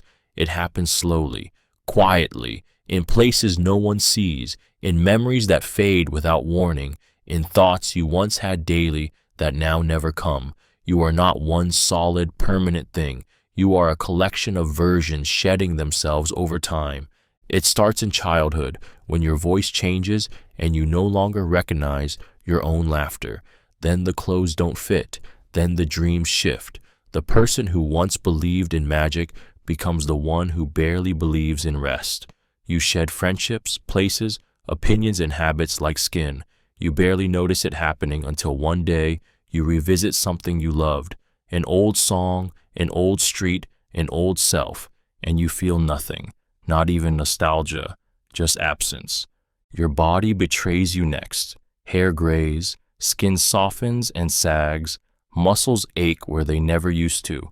You forget things, names, dates, intentions. You speak less, react slower. Time erodes you from the inside out, and you smile through it because everyone else is doing it too, vanishing in tandem, pretending they're whole. Even the people you love, the ones who swear they'll remember you, won't. They will recall fragments, a joke, a story, a moment, but not you, not fully. You'll become a collection of impressions, distorted through grief and time, and eventually, not even that. The vanishing isn't tragic. It's mechanical. It's natural. You were never meant to remain. You were meant to fade, flake off reality piece by imperceptible piece, until one day there is no one left to ask who you were. Gravity wins. Eventually, gravity wins eventually, not just in physics, but in spirit. It's the quiet force pulling everything downward, slow, relentless, inevitable. We romanticize rising, rise above pain, rise to the occasion, rise from the ashes. But gravity doesn't care about metaphors. It waits, it pulls, and in the end, everything falls. Stars collapse, mountains erode, bodies give in, and so do you. You fight it your whole life. You stand tall, chase elevation, speak of reaching new heights, career, success, purpose. You stretch upward, aching to defy what drags you down. But the longer you reach, the heavier it gets. Tiredness sets in, dreams sag, hope weighs more each year. Gravity doesn't need to rush, it just has to be patient. It knows you'll kneel eventually. You can feel it in your spine, in your eyelids, in the way your thoughts don't soar the way they used to. It's not just physical, it's emotional. The way optimism thins, the way joy takes more effort, the way grief becomes your resting state. Gravity is not just a law of the universe, it's a truth of existence, that everything you lift, everything you build, everything you love will fall back down, and eventually, so will you. It's not a failure, it's not a punishment, it's just gravity pulling you back to where everything returns, into soil, into silence, into dust. Even your tallest moments, your most defiant peaks, end at ground level. No matter how high you climb, no matter how long you hover above the wreckage, gravity wins eventually. And when it does, there is no fight left, only falling, only stillness. No one returns, no one returns, no matter how much you beg, how loud you cry, how long you wait at the doorway of memory. The people you lose, whether to death, to time, to silence, are gone in ways that are deeper than disappearance. You might see their face in a photo, hear their voice in a recording, feel their presence in a dream, but it's all just echo. Their warmth, their scent, their chaos, their aliveness does not come back, not ever. You tell yourself they're still with you, that they watch over you, that love never dies. But that's mythology, built to cradle the broken. The truth is sharper. When someone leaves this world, they don't take a path they can walk back down.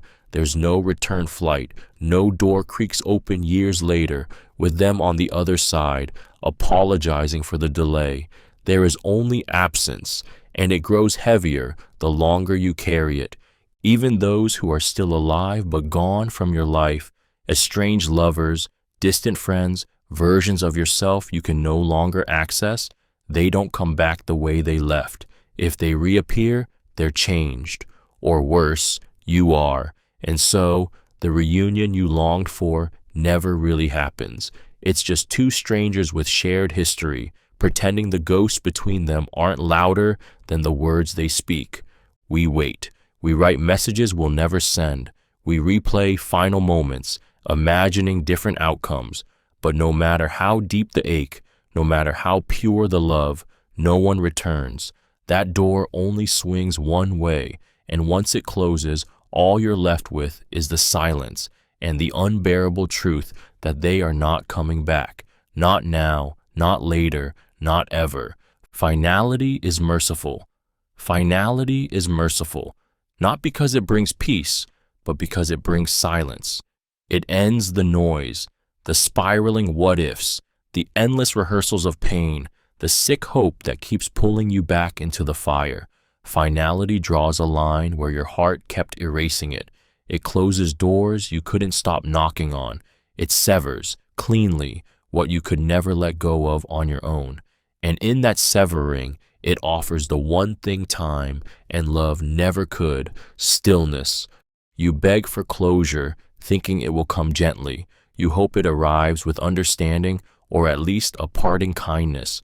But finality doesn't hold your hand. It slams down like cold steel. It doesn't ask if you're ready. It decides for you. And that is its mercy, because left to your own devices, you would rot in the in-between. You would keep reaching for something already dead. You would keep bleeding into the past and calling it love. Finality has no interest in your narrative. It doesn't care about potential or timing or what could have been if just one thing had gone differently.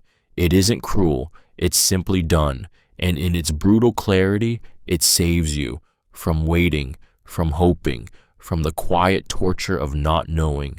There's a strange softness in that, an unspoken kindness in the way finality refuses to negotiate.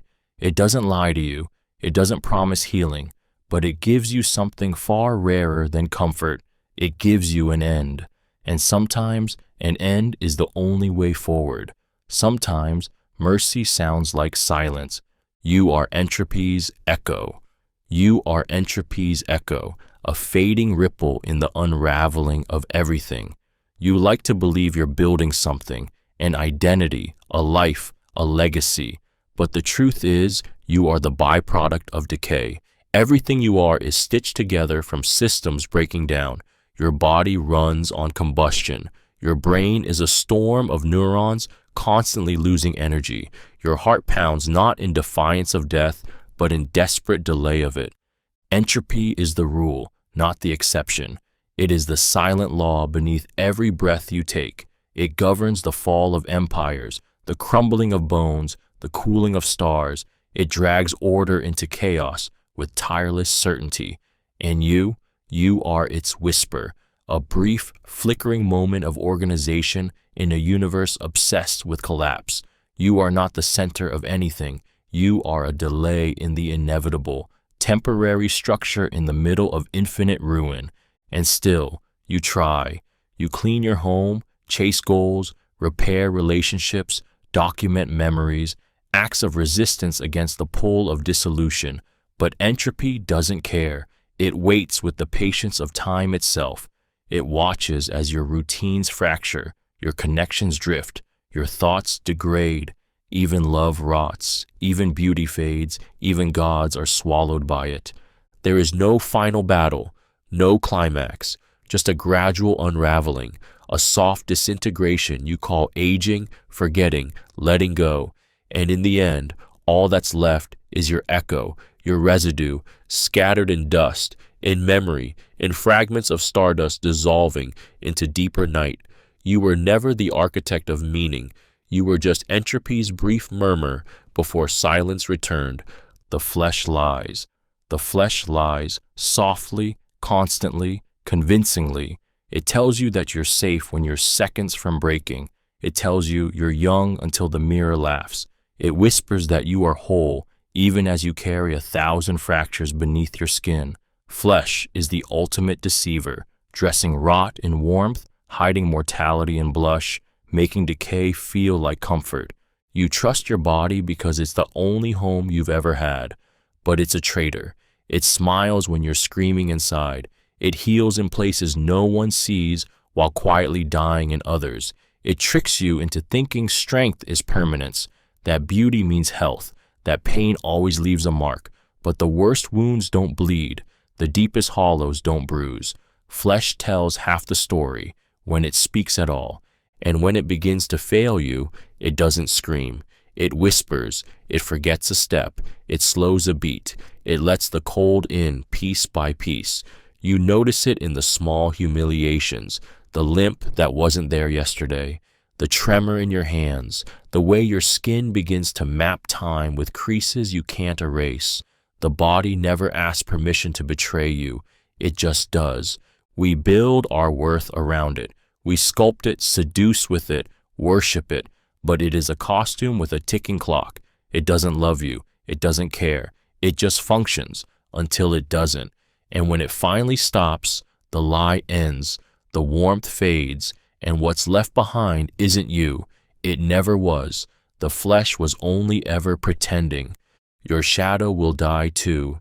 Your shadow will die too, and with it, the last proof you ever stood in the light. It follows you faithfully, silent and shapeless, cast by every sunrise you survived, but it's no more eternal than the body that casts it. We romanticize shadows, pretend there's something more than tricks of physics, symbols of presence, of duality, of the soul's echo, but a shadow is nothing without light, and one day there will be no more light for you. You think you leave traces, footprints in memories, fingerprints on hearts, but even your silhouette is borrowed, a ghost made of angles and temporary brightness. When you fall, it won't mourn. It will vanish. It won't linger like a scar on the earth. It will disappear the moment the light does, without protest, without noise, just gone. That's the brutal honesty of it. Even the most loyal parts of you are contingent. When death comes, it will not just strip away your voice, your touch, your thoughts. It will take your shape, your outline, your proof of presence. People won't see your shadow stretching across a familiar wall. They won't flinch at the flicker of your form because it will no longer exist. Your shadow dies the moment you're no longer in the way of the light, and when the sun rises the next morning, it will cast itself across new shoulders, new feet, new faces, not yours, never again yours, because your shadow does not remember you, it does not belong to you, it never did. It was just another temporary thing that stayed until it couldn't, and when it leaves, no one will notice, because even your absence will cast nothing. Every heartbeat counts down. Every heartbeat counts down, not up. You don't collect them like victories. You spend them quietly, irreversibly, with every breath, every step, every meaningless moment you let slip through your hands. You were born with a finite number, a secret tally etched into the rhythm of your chest, and from the very first thump, you've been dying. Not dramatically, not violently, just steadily, like a candle burning itself to provide light no one asked for. People tell you to live in the moment, to be grateful you're alive, but gratitude doesn't stop the clock. You laugh, you cry, you sleep, And behind it all, your heart ticks on, unaware or uncaring that each beat is one closer to silence. You don't get them back. There are no extra lives, no refills, no apologies from the universe when you waste 100 heartbeats scrolling through nothing or choking on words you never said out loud. It doesn't matter if you're young or kind or full of dreams. The countdown doesn't pause for potential. It doesn't care how ready you are. You won't hear a warning when it's almost done. You'll just vanish, mid-sentence, mid-thought, mid-plan, and the world will keep going like it always has, unchanged. You were given no contract, no explanation, just this soft, rhythmic reminder in your chest that you are temporary, that you are being spent, that every heartbeat is both proof you're alive and a silent whisper that you're closer to the end. No alarms, no final crescendo, just one last beat, and then nothing. The night knows nothing. The night knows nothing. Not your secrets, not your sorrows, not the prayers whispered into pillows soaked in exhaustion. We romanticize it, the darkness, as if it listens, as if the stars blink in empathy and the moon holds some gentle wisdom for the broken. But the night is not watching. It is not keeping your confessions. It is not offering solace. The night is a blind, deaf void, a vast expanse of cold indifference wrapped in stillness we mistake for safety. You speak to the dark because no one else will listen. You cry when the lights go out because maybe, just maybe, the emptiness will answer back. But it doesn't. The night does not care how long you've waited, how much you've lost, how close you are to breaking. It is not a friend. It is not a witness. It is a backdrop, a silent stage where your pain performs for no audience. The illusion is comforting, that darkness brings truth, that sleep heals, that the world softens when the sun leaves. But nothing softens, nothing changes. The grief you carry into night is still there in the morning. The anxiety you press beneath, blankets thrashes quietly, endlessly. The night holds no answers. It holds no judgment. But more cruelly, it holds no awareness at all. It is not the keeper of dreams. It is not the womb of hope. It is just absence of light, of warmth, of meaning. You may scream into it, plead with it, beg it for clarity, but the night will not respond, not because it's cruel, because it doesn't know you're there, because it never did, because the night knows nothing. Dust forgets names, no matter how loudly they were once spoken, no matter how many times they were etched into marble, stitched into uniforms, written in trembling ink on fading paper. Names once screamed across battlefields, whispered between lovers, signed beneath declarations, carved into trees. They all vanish the same way, quietly, grain by grain, until there's nothing left but silence. You believe your name is a legacy, that it will outlive you, that the world will remember. But dust is not sentimental. It collects on tombstones. It buries plaques. It settles into the grooves of forgotten photo frames. It doesn't pause to honor what was. It just covers, smothers, erases. And when it has done its work, even the place where your name once lived feels like it never mattered. People try to fight it with monuments, with stories, with bloodlines. They name children after ancestors. They erect statues. They create archives. But time laughs at all of it. Languages die. Cultures collapse. Cities crumble. And dust, patient and soft, claims everything with no effort at all. It doesn't need to destroy. It just waits. Even in your own life, you can feel it. Names you once held close now float at the edge of memory. Hard to pronounce, harder to feel. One day, yours will be the same. Your voice will fade from recordings. Your signature will fade from documents. You will not be mourned. You will be misplaced. Because dust does not remember kings or beggars. It doesn't care how loudly you lived. It only cares that you stop. And when you do, it will cover you gently, completely, and without hesitation. Dust forgets names. And eventually, so will everyone else. Smiles rot beneath bone. Smiles rot beneath bone. Just like everything else you once thought beautiful. Every expression, every flash of joy, Every moment your face lit up with love or laughter, all of it decays in silence beneath the surface of your skin. You think of smiles as eternal, captured in photos, immortalized in memory. But memory lies, photos fade, flesh softens, and eventually all that's left is bone, cold, hollow, and expressionless. The face you wear like armor, like performance, does not survive you. It collapses. The lips that kissed, the cheeks that flushed, the dimples someone once traced with trembling fingers, none of it lasts. Beneath the soil, smiles do not persist.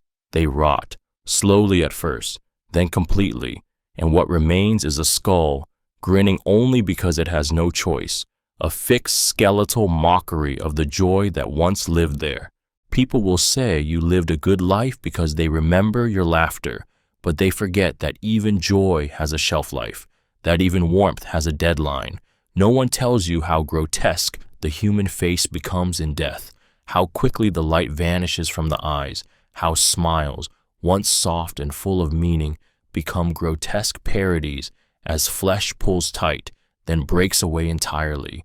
We try to fight this truth with beauty, with cosmetics, with curated snapshots that make it all seem permanent.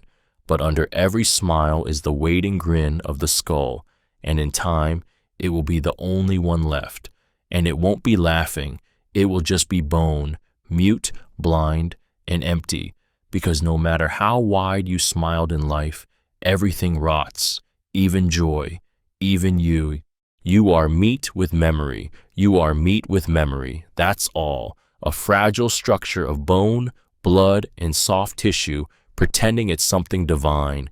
You call yourself a soul, a thinker, a person, but strip away the names, the stories, the dreams, and what remains is flesh, warm, wet, and perishable. You are an animal with a nervous system complex enough to remember its own suffering, a carcass that clings to consciousness long enough to fear its own decay. You dress it up, you perfume it, you teach it words and rituals and morality. You write poetry and make love and build cathedrals to distract yourself from the truth. You are dying meat. Every touch, every ache, every pleasure is just your body flickering before the rot sets in. Every emotion you feel is a chemical twitch. Every decision you make is neurons firing inside tissue destined to liquefy underground. And memory? That's the cruelest part. You remember pain. You remember what it meant to be loved, to be broken, to hope. You carry ghosts in your blood. You grieve with skin that bruises. You fear with eyes that blur. Your memories don't save you. They haunt you. They make the meat self-aware. They make it suffer. You crave meaning because your meat knows it will die. You invent gods because your memory wants to believe something eternal came from something so soft, so easily ruined. But there is no higher purpose, no sacred truth, just a pulse, a body, a flicker. You are meat with memory, rotting in real time, pretending the stories you tell can stop the decomposition, but they can't. They never could. History is delusion. History is delusion, a story told too many times by those too desperate to believe their version matters. We treat it like a record, like truth carved into stone, but it's smoke masquerading as structure. It is not what happened. It is what was remembered, rewritten, manipulated, glorified, erased. The victors script the narrative. The losers vanish in silence. Entire lives reduced to margins. Entire atrocities soften into dates and footnotes. And we call it legacy. You learn history in textbooks written by people who needed heroes. You memorize names of men who built monuments on the bones of the forgotten. You celebrate victories that were massacres. You idolize leaders who bled nations dry. The stories are sanitized, sequenced, shaped to soothe egos and protect power. But truth doesn't survive the filter of repetition. It rots. It gets replaced. There are no neutral historians. Every record is a weapon or a shield. Every chapter is written to make someone sleep easier and someone else vanish without trace. Families vanish. Cultures are stolen. And what we're left with is a comfortable lie that history is progress, that it bends toward justice, that remembering is enough, but memory itself is fragile, corruptible, willing to believe anything if told with enough certainty. And someday you will be history, not as you are, but as someone else needs you to be. Your pain will be footnoted, your joy will be misquoted, your name may not even be spoken, because history is not a mirror, it is not truth. It is a delusion, the living right to feel like the dead still matter, but they don't. Not really, not for long. Absence is truth. Absence is truth, not presence, not promises, not the warm illusion of forever whispered between trembling hands. Presence lies. It fills space with comfort, makes you believe that connection is permanent, that love stays, that people are tethered to you by something stronger than circumstance. But it's absence that tells you everything you were too afraid to ask. Who stays? Who disappears? What mattered? What never did? You learn more in silence than you ever do in conversation. You learn in unanswered texts, in birthdays forgotten, in rooms that echo where voices once lived. Absence does not explain. It exposes. It reveals who made you a habit and who meant it when they said they never would leave. It shows you how temporary everything is, no matter how tightly you held it, no matter how much of yourself you gave. You want to believe that people are loyal, that memories anchor them, that bonds don't fray, but they do. They always do. And absence steps in where affection used to be, cold, honest, empty. It doesn't comfort. It doesn't try to make sense of why they stopped calling, why they changed, why they left without ceremony. It simply shrugs. They're gone. That's all. And in that nothingness, you see clearly. You see that the words they said don't matter. The promises meant nothing. The shared history is irrelevant. What remains, or rather, what doesn't, that's the truth. That's the verdict. Not the love, not the story, not the memories, just the hollow space where they used to be. Absence doesn't lie to you. It doesn't soften the blow. It only confirms what presence worked so hard to conceal, that everything ends. And when it does, only absence remains, because absence is truth. One day, none of this mattered. One day, none of this mattered, and that day is coming faster than you think. The arguments, the achievements, the nights you cried until your ribs ached, the love that felt like salvation, the mistakes that kept you awake for years, all of it will dissolve into irrelevance, into the dust of a world that didn't pause to acknowledge any of it. You live like what you do echoes, like your choices stack into meaning, but they don't. They fade, and faster than you're ready for. The things you obsess over, your reputation, your image, your legacy, are delicate, temporary performances on a collapsing stage. One day your name will be unfamiliar even to your descendants. Your deepest truths will become trivia. Your pain will be forgotten completely. Someone will walk past your grave, or delete your final file, or repaint the room where you once made memories that felt eternal. And it won't feel cruel. It will feel normal. This isn't a warning. It's an inevitability. Empires crumble into weeds. Monuments erode into gravel. Families shrink, forget, disappear. Even the stars you see when you look up are dying. Some already gone. Their light still lying to you. And you think you're different? You think this moment, this decision, this heartbreak will hold meaning in the grand erosion of everything? You are a thought in passing, a breath exhaled in the middle of someone else's sentence. And even if you touch lives, even if you made a difference, you won't be around to know. One day, none of this mattered, and when that day comes, it won't hurt. It won't feel tragic. It will simply be the truth you tried to outrun, finally catching up, silent and absolute. You are not special. You are not special, no matter how fiercely you've been told otherwise.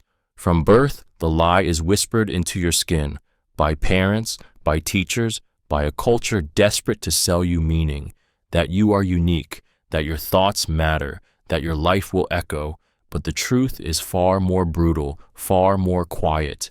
You are one of billions. Your fears are recycled. Your dreams are mass-produced. Your face is a pattern that's existed before and will exist again.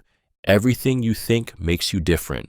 Your sadness, your passion, your trauma, your hope, it's all been felt before, by strangers buried in unmarked graves. Your tears fall along the same lines carved by ancestors you'll never know. You rage like they rage. You break like they broke. And the world, it doesn't pause for you. It doesn't rearrange its weight to make room for your suffering. It doesn't flinch when you scream into it. You pass through life leaving marks that fade faster than you realize. The people you impress will forget you. The people you love will move on.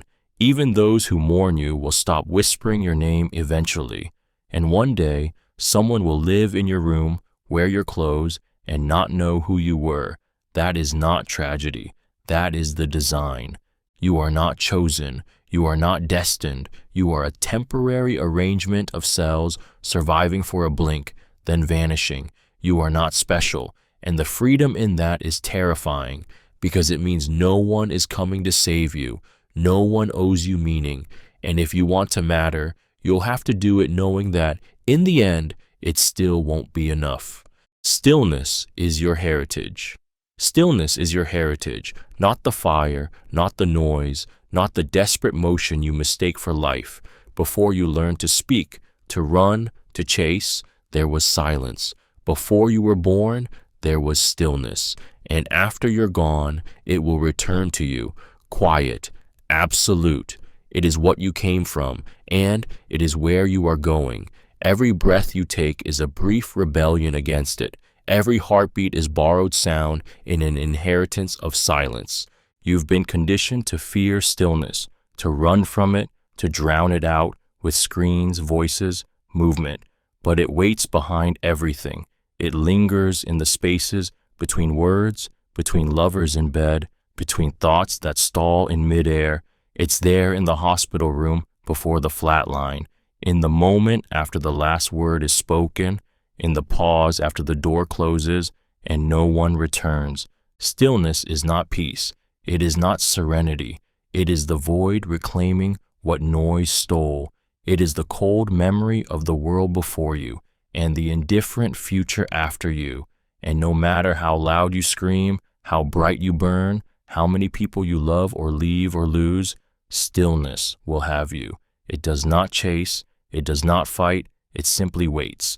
You think your legacy will echo, that your name will disturb the silence. But even echoes fade. Even stones wear smooth. What you are returns to what you were, unspoken, unmoved, still, because stillness was always yours. You just forgot. You just filled the silence with movement long enough to believe you were separate from it, but you never were. Stillness is your inheritance, and it always comes to claim its own. Every echo ends. Every echo ends, no matter how loud the voice, no matter how deep the pain, no matter how desperately you try to keep the sound alive. You scream into the void, hoping something, someone, will remember, will carry your sound a little further, will say your name back to you. But the void doesn't echo forever. It lets you believe it does. It lets the sound bounce, fade, stretch itself thin across time. And then it stops, quietly, completely, without warning. Your words, your songs, your prayers, none of them are immortal. They feel like they are when they're born, full of urgency and meaning, vibrating through the walls of hearts and cities. But even the most powerful voices decay. Even the loudest grief goes silent. Time muffles all things. Memory turns language into whispers. And one day, even the whisper is gone. You want to believe you can outlast death through impact, that your voice will keep bouncing in the halls of those you've touched, that what you've said, what you've created, will echo long after your dust. But echoes don't care about intentions. They fade because they must. They are not life. They are the after-image of noise, and nothing that lingers ever stays. People forget. Places change. Stories twist. Your echo might live a little while in someone's chest, but then it thins, then it breaks, and eventually it dies too, because no sound, no matter how sacred, how desperate, how loud, is infinite. Every echo ends. That's not tragedy. That's nature, and nature does not echo. It erases. You fade already. You fade already, and not in some distant future, not at the edge of old age or the final breath, but now, in this moment, as you read, as you breathe, as you pretend, there's still time to become something more. You are not whole. You are not intact. Pieces of you have already slipped away, memories you'll never retrieve, feelings you no longer recognize, names that once meant everything but now feel hollow when spoken. You think of fading as a slow decline that waits for the body to break, but it begins long before that. It begins when your childhood dissolves into blurred fragments, when the passions that once defined you grow quiet, when the face in the mirror starts to look unfamiliar, not older, just less you. Your edges soften, your voice changes, your laugh isn't quite the same. People notice, or they don't. Either way, the fading continues. You lose places, you lose connections, you lose versions of yourself you swore would last. And worst of all, you don't even notice it happening until one day you try to remember who you used to be, and there's nothing left to summon but echoes. Your presence, your impact, your meaning, all of it growing fainter with every passing second. This isn't death. This is erosion. And it's not a punishment. It's just how it works. You fade in conversations, in photographs, in the lives of people who once swore they'd never forget you. You're not waiting to disappear. You already are. Slowly, quietly, beautifully, tragically. And the world turns on, not because it doesn't care, but because it doesn't need to. You were never meant to stay. The night has no favorites. The night has no favorites. It does not care if you are kind or cruel, broken or whole, loved or forgotten. It falls with the same weight on all of us, indiscriminate, unfeeling, and infinite. The night does not ask how your day was. It does not hold space for your grief or your joy. It simply arrives like a verdict, swallowing light without apology. You might lie in bed next to someone you love, or alone in a room that feels colder than it should. Either way, the dark presses down on you just the same. You might cry into a pillow no one will ever see. You might stare at the ceiling, searching for clarity, for silence, for something, anything that feels like peace. But the night doesn't answer. It only watches, quiet, impersonal, patient. We try to romanticize it, dress it in moonlight and poetry, but the truth is simpler. The night is the world without witness. It's the time when masks slip, when pain leaks out of tight smiles, when regret feels louder. It holds murderers and newborns in equal stillness. It doesn't reward the righteous or shield the broken. The stars don't blink for your sorrow. The wind doesn't soften for your fear. The dark is loyal to no one. You could scream into it or fall asleep quietly. You could be praying or planning or ending. It won't matter, because the night does not listen, does not judge, does not choose. The night has no favorites. It only waits, and it always returns. We die mid-sentence, and the world doesn't wait for us to finish. Death does not arrive like a closing curtain. It interrupts, it cuts in, it silences the breath before the apology, the confession, the laugh. It stops the story in the middle of a word and leaves it dangling in the air, unanswered, unresolved, unfinished. No perfect last words, no tidy conclusions, just abrupt absence, a mouth still open around a thought that will never be heard. You assume you'll have time to make it right, time to say what you meant, time to explain, to forgive, to ask, but you won't. No one gets to plan the moment. You could die in the middle of an argument, in the pause between messages, in the middle of a sentence that wasn't even meant to matter. The people around you are left staring at fragments, texts unsent, chairs still warm, stories they will never hear the ending to. and you will leave others this way too, not with closure, but with questions, with your scent still lingering, with half a laugh still echoing in a hallway. You won't be able to warn them. They'll think there's more time, that they'll see you next week, that they'll call you back later. But later never comes. The sentence breaks, the page tears. There is no punctuation at the end of life, no period, just a silence where meaning once was, and it comes too fast, too soon, too suddenly for anyone to truly be ready. We all die in the middle of something, a thought, a moment, a word, and everything left unsaid simply follows us into the dark. The last light lies. The last light lies. It doesn't offer warmth. It doesn't bring safety. It isn't a promise. It's a performance, a soft glow that tricks your instincts into believing the dark isn't coming, that there's still time, still hope, still something left to hold on to. But the truth hides inside that final flicker. The moment before everything fades is the most deceptive, because endings often look like beginnings when you're desperate enough to believe. That final light, whether it's a fading heartbeat on a monitor, a sunset bleeding into black, or the strained smile of someone who's already decided to leave, tells you it's not over. But it is. It's always been. Light doesn't linger out of kindness. It stays just long enough to keep you still, to keep you soft, to keep you from running until there's nothing left to run from. It is the lie that helps you surrender.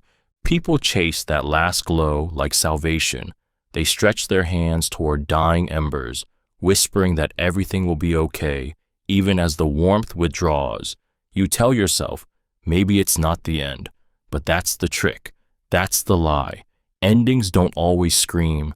Sometimes they whisper in soft gold, in quiet gleam, in a final look that says nothing and means everything. And when it goes out, because it always does, you're left not just in darkness, but in betrayal. The light made you believe, it made you hope, but it was never there to save you. It was there to ease you into the fall. The last light doesn't tell the truth. It tells the story you needed. Then it disappears, and you are alone, exactly as you were meant to be. Your story won't survive. Your story won't survive, no matter how tightly you hold it, no matter how many times you tell it, write it, whisper it into the dark, hoping someone will remember. You live with the illusion that your life is a narrative, a plot line that matters, a thread in some larger tapestry. But tapestries fray, threads snap, and stories, like bodies, decay in silence when no one is left to listen. You imagine legacy like a fortress, something solid that memory will protect.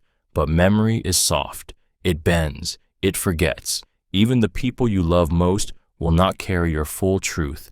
They'll keep fragments, a favorite song, a laugh, the way your hands shook when you were angry, but not the whole of you, not your secret fears, your silent regrets, the thoughts you never dared say aloud.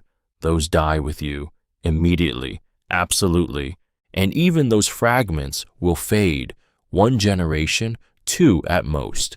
Then your name becomes a middle name, then a line on a document, then nothing, not even a photograph, not even dust. The stories you thought defined you, your triumphs, your grief, the things that nearly destroyed you, become irrelevant, reduced to trivia, or forgotten altogether. The earth does not keep record. The sky does not archive meaning. The stars do not care who you were, so you cling harder. You post, you document, you write memoirs in passing conversations, but stories only last as long as someone is willing to carry them, and no one carries forever. In the end, your life is not a book. It's a whisper in a storm, brief, untraceable, gone. The Cold Outlasts. The Cold Outlasts because it was always meant to. Warmth is the anomaly, a flicker, a pause, a fleeting gift in a universe designed for emptiness. We build our lives around heat, bodies pressed close, fires lit against the dark, whispered promises beneath blankets we hope will hold back the silence. But it never lasts. No matter how tight you wrap yourself, the cold waits, and it always returns. You feel it in more than air. It creeps into your moments, into your relationships, into your bones. The warmth of laughter fades, the heat of passion cools, the comfort of being seen dulls into routine.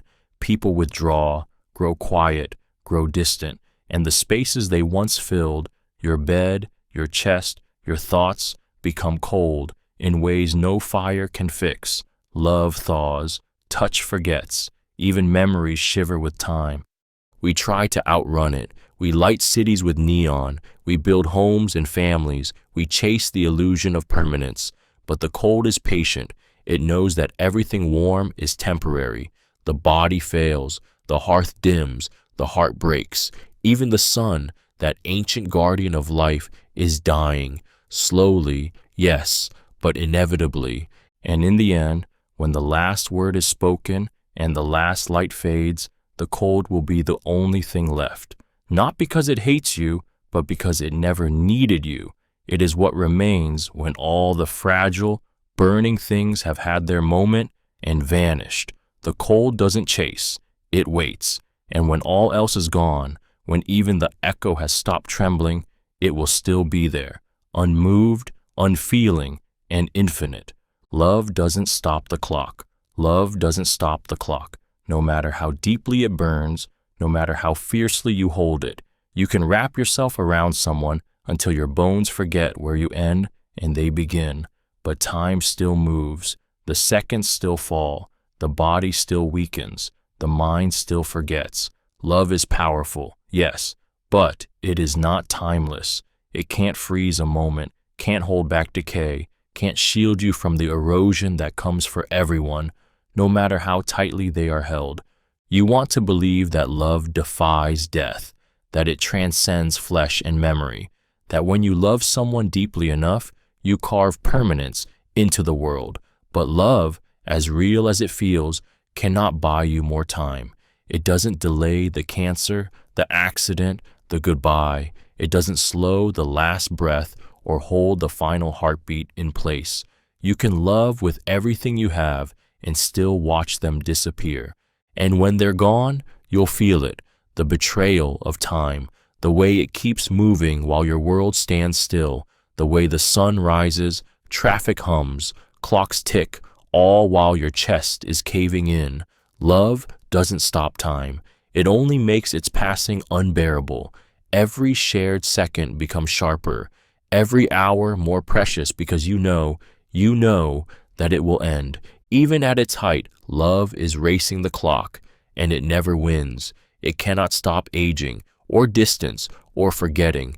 It cannot stop the final moment when the hand you held goes cold, when the voice you memorized goes silent. Love is not stronger than time. It just makes you wish it was.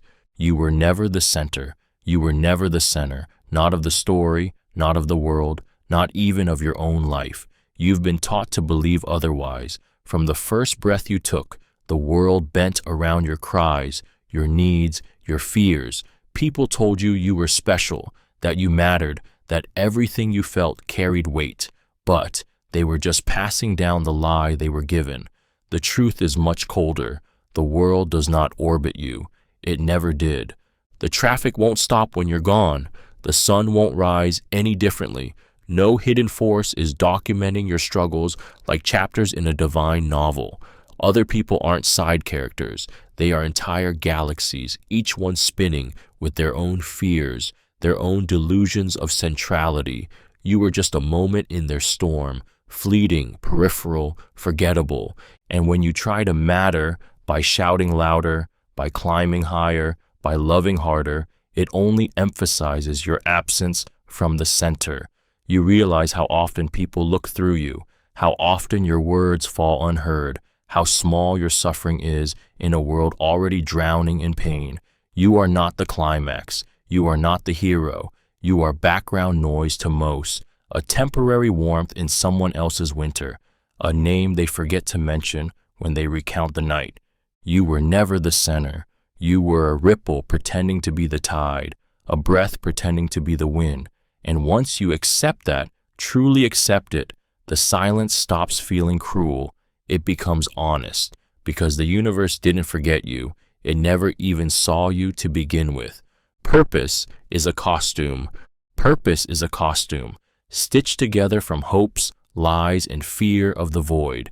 You wear it like armor, convincing yourself it's real, that you were meant for something, that your life is part of some great unfolding, that your suffering has a shape, your joy a destination, but beneath the fabric you are naked, frightened, searching for a reason to wake up each morning and pretend the ache means progress. No one is born with a purpose. You invent it, or worse, inherit it. A parent's dream, a teacher's expectation, a culture's commandment. You wrap it around yourself and call it identity. You say, I'm a healer, I'm an artist, I'm a provider. But those are masks. Masks you can't remove without confronting the truth underneath, that none of it is mandatory, that the universe doesn't need you to be anything, and that terrifies you, because without purpose, what remains? Stillness, emptiness, choice, and choice means responsibility.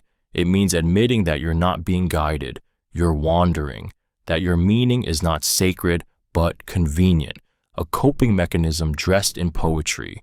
We build shrines to productivity, we sanctify struggle, we romanticize destiny because randomness feels too cruel, too lonely.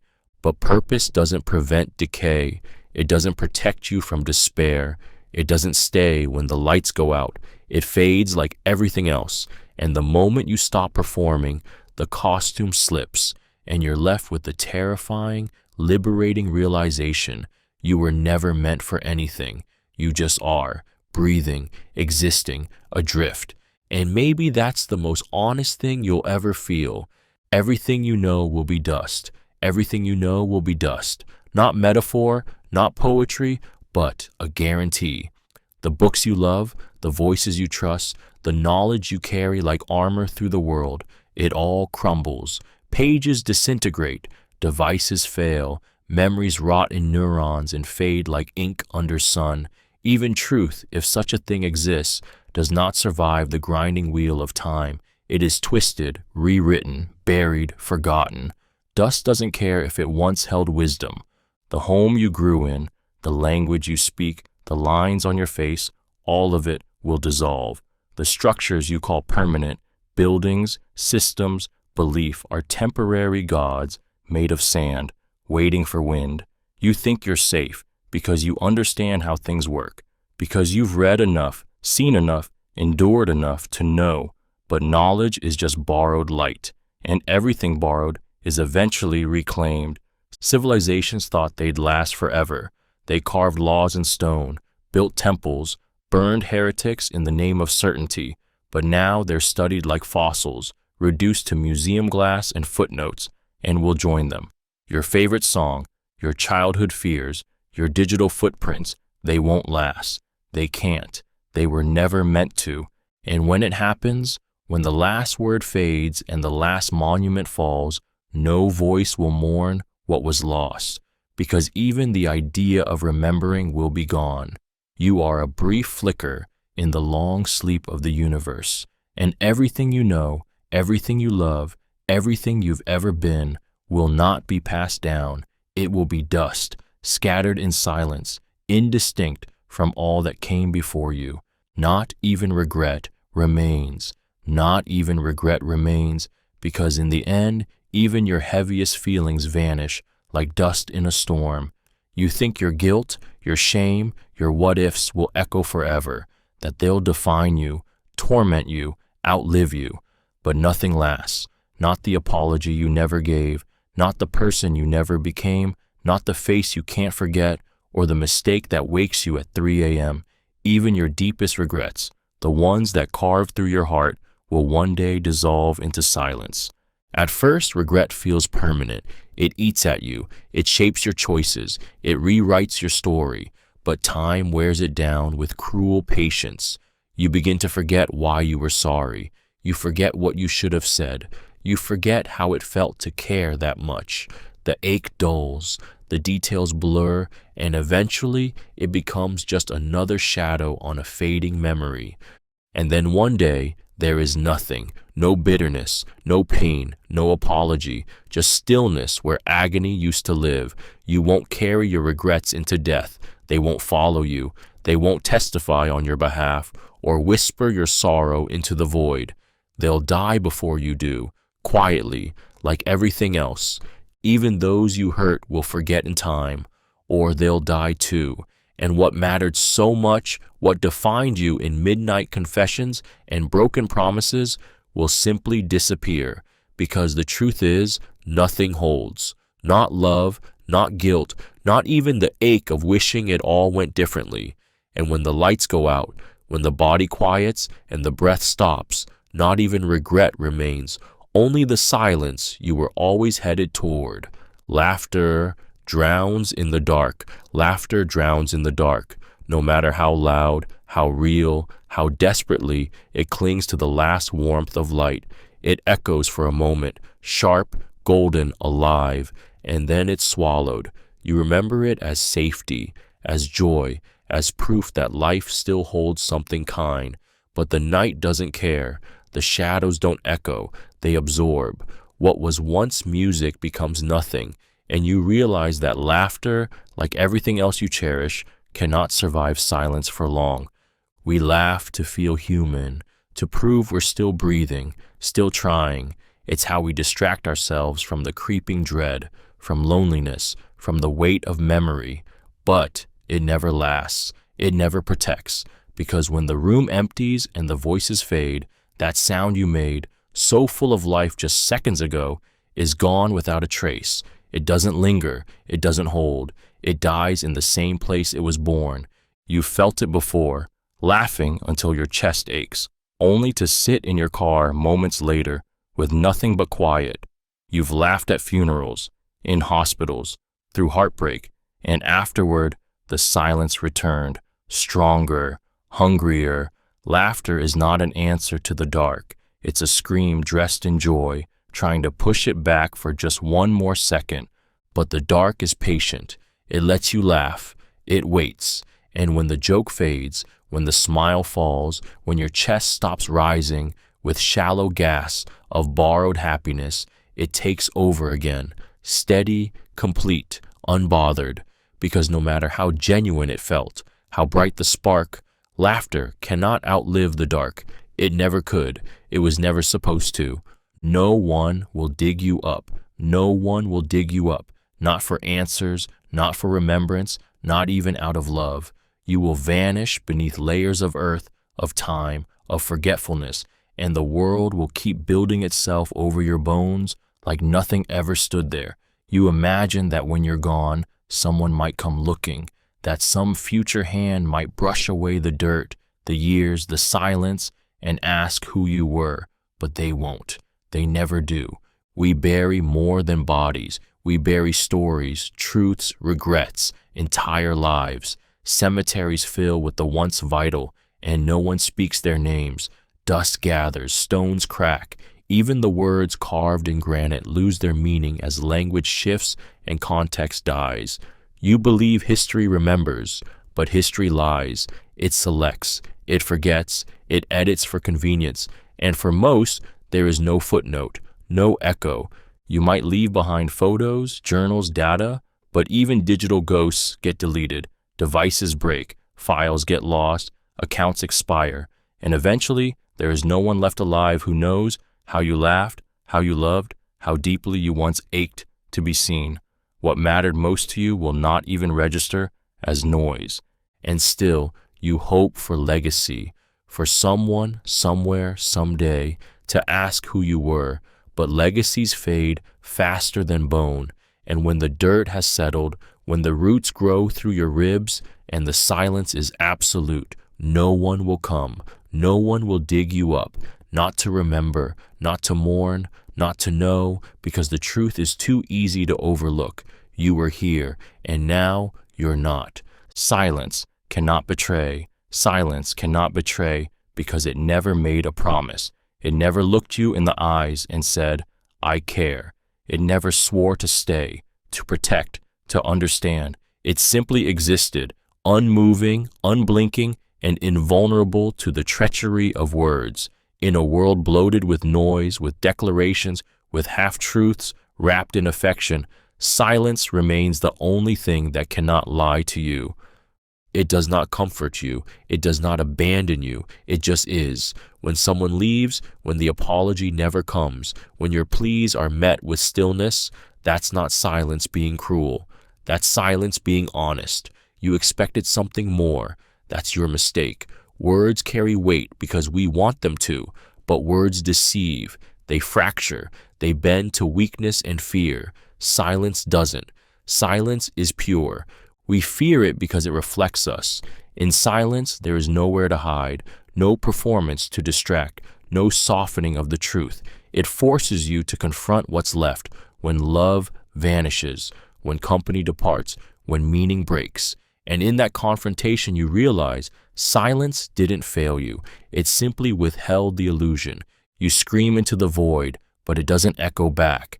You beg the room to speak, but it stays still. That stillness, that vast quiet, is the only thing that has never hurt you by pretending it wouldn't. It is the last faithful thing, because it doesn't pretend to care, and so it never has to apologize. Silence cannot betray. It never touched your hand, never whispered promises in the dark, never said, "I'm here," and it never said goodbye. It simply remained, and in its stillness, told the only truth you could trust. Embrace the unknowing. Embrace the unknowing because it is all you truly have. You were born into a world that never explained itself, and you've been guessing ever since. Every belief, every certainty, every truth you cling to was handed to you by someone else, someone who was just as lost, just as afraid, just as desperate to find meaning in the chaos. You build identities out of assumption, faith out of coincidence, purpose out of noise, but beneath it all lies the same foundation. You don't know, and you never did. You don't know why you're here. You don't know what happens after. You don't even know who you'll be tomorrow. And yet, you fake confidence because the alternative, facing the void with open eyes, is too terrifying. So you cover the unknown with answers that soothe, with rituals that distract, with language that makes fear sound sacred. But the unknowing never goes away. It waits behind every plan, every prayer, every forced smile in the mirror. You were taught to chase clarity, as if one day you'll wake up and the puzzle will finally make sense. But what if there is no puzzle? What if the questions are all that exists? Every step you take is into the dark. Every choice you make is a gamble wrapped in habit. You're not in control. You're not protected. You're not promised anything. Not love, not peace, not even tomorrow. And yet, in the stillness between certainties, there is something raw and terrifyingly honest. Freedom, not the freedom of answers, but of release. When you stop pretending to know, you stop pretending to be. And in that surrender, in that quiet collapse of meaning, you finally meet the only truth worth facing. There is no map, only the black, only the fall, only the now. Your pulse is irrelevant. Your pulse is irrelevant. Steady or racing, loud in your ears or barely there. It means nothing to the world that holds you, nothing to the silence that waits beneath everything you do. You think your heartbeat is sacred, a symbol of life, of will, of existence, but is just a mechanical twitch, a time spasm of tissue pushing blood through soft pipes. It doesn't mean you're awake. It doesn't mean you're here in any meaningful way. You could be kind, you could be cruel, you could build something beautiful or destroy something sacred. Your heart would still beat, unchanged. It pulses through betrayal and love alike, through loss and ecstasy and boredom. It doesn't slow for grief. It doesn't pause for reflection. It just ticks forward, like a clock that no longer cares about the time. And when it stops, the world won't skip a beat. The sun won't dim. The air won't change. Someone else's heart will continue in the same rhythm, replacing yours without hesitation. Doctors check it to measure your life, but they never ask what you did with it. They don't care what you felt while it thumped in your chest. Was it joy, regret, numbness? None of that matters. The pulse is just data, a number, a flicker on a screen. It's the illusion of importance trapped in a rhythm that never belonged to you. You are told that as long as it beats, you matter. But the truth is colder. Your pulse is irrelevant. It's not proof of meaning. It's just a countdown, a soft drum echoing through a hollow vessel. And one day it will stop, and the silence it leaves behind will be no different than the silence that came before. What watches you never cared. What watches you never cared. Not the sky, not the stars, not the gods you whispered to in the dark. You look up and feel watched, not because something sees you, but because you need something too. You want your suffering to be witnessed, your joy to be validated, your loneliness to echo somewhere beyond your ribcage. But the truth is sharper. The gaze you feel does not love you. It does not protect. It does not even recognize you. We're built to assign meaning to the gaze. A parent's eye, a lover's glance, an audience's attention. So when we're alone, we invent watchers, spirits, fates, algorithms, a universe that sees and records. Because the idea that no one is watching, that pain can go unseen, that fear can vanish unacknowledged is unbearable. So we create watchers and give them names. We give them voices. We beg them for signs. But they remain silent. They always were.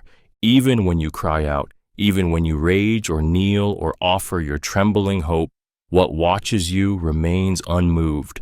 The wind doesn't shift. The stars don't blink. The dark doesn't lean in. It watches because that's what emptiness does. It mirrors, it absorbs, it surrounds, but it does not care. It does not intervene. You scream into the night and hear only your own voice bouncing back at you.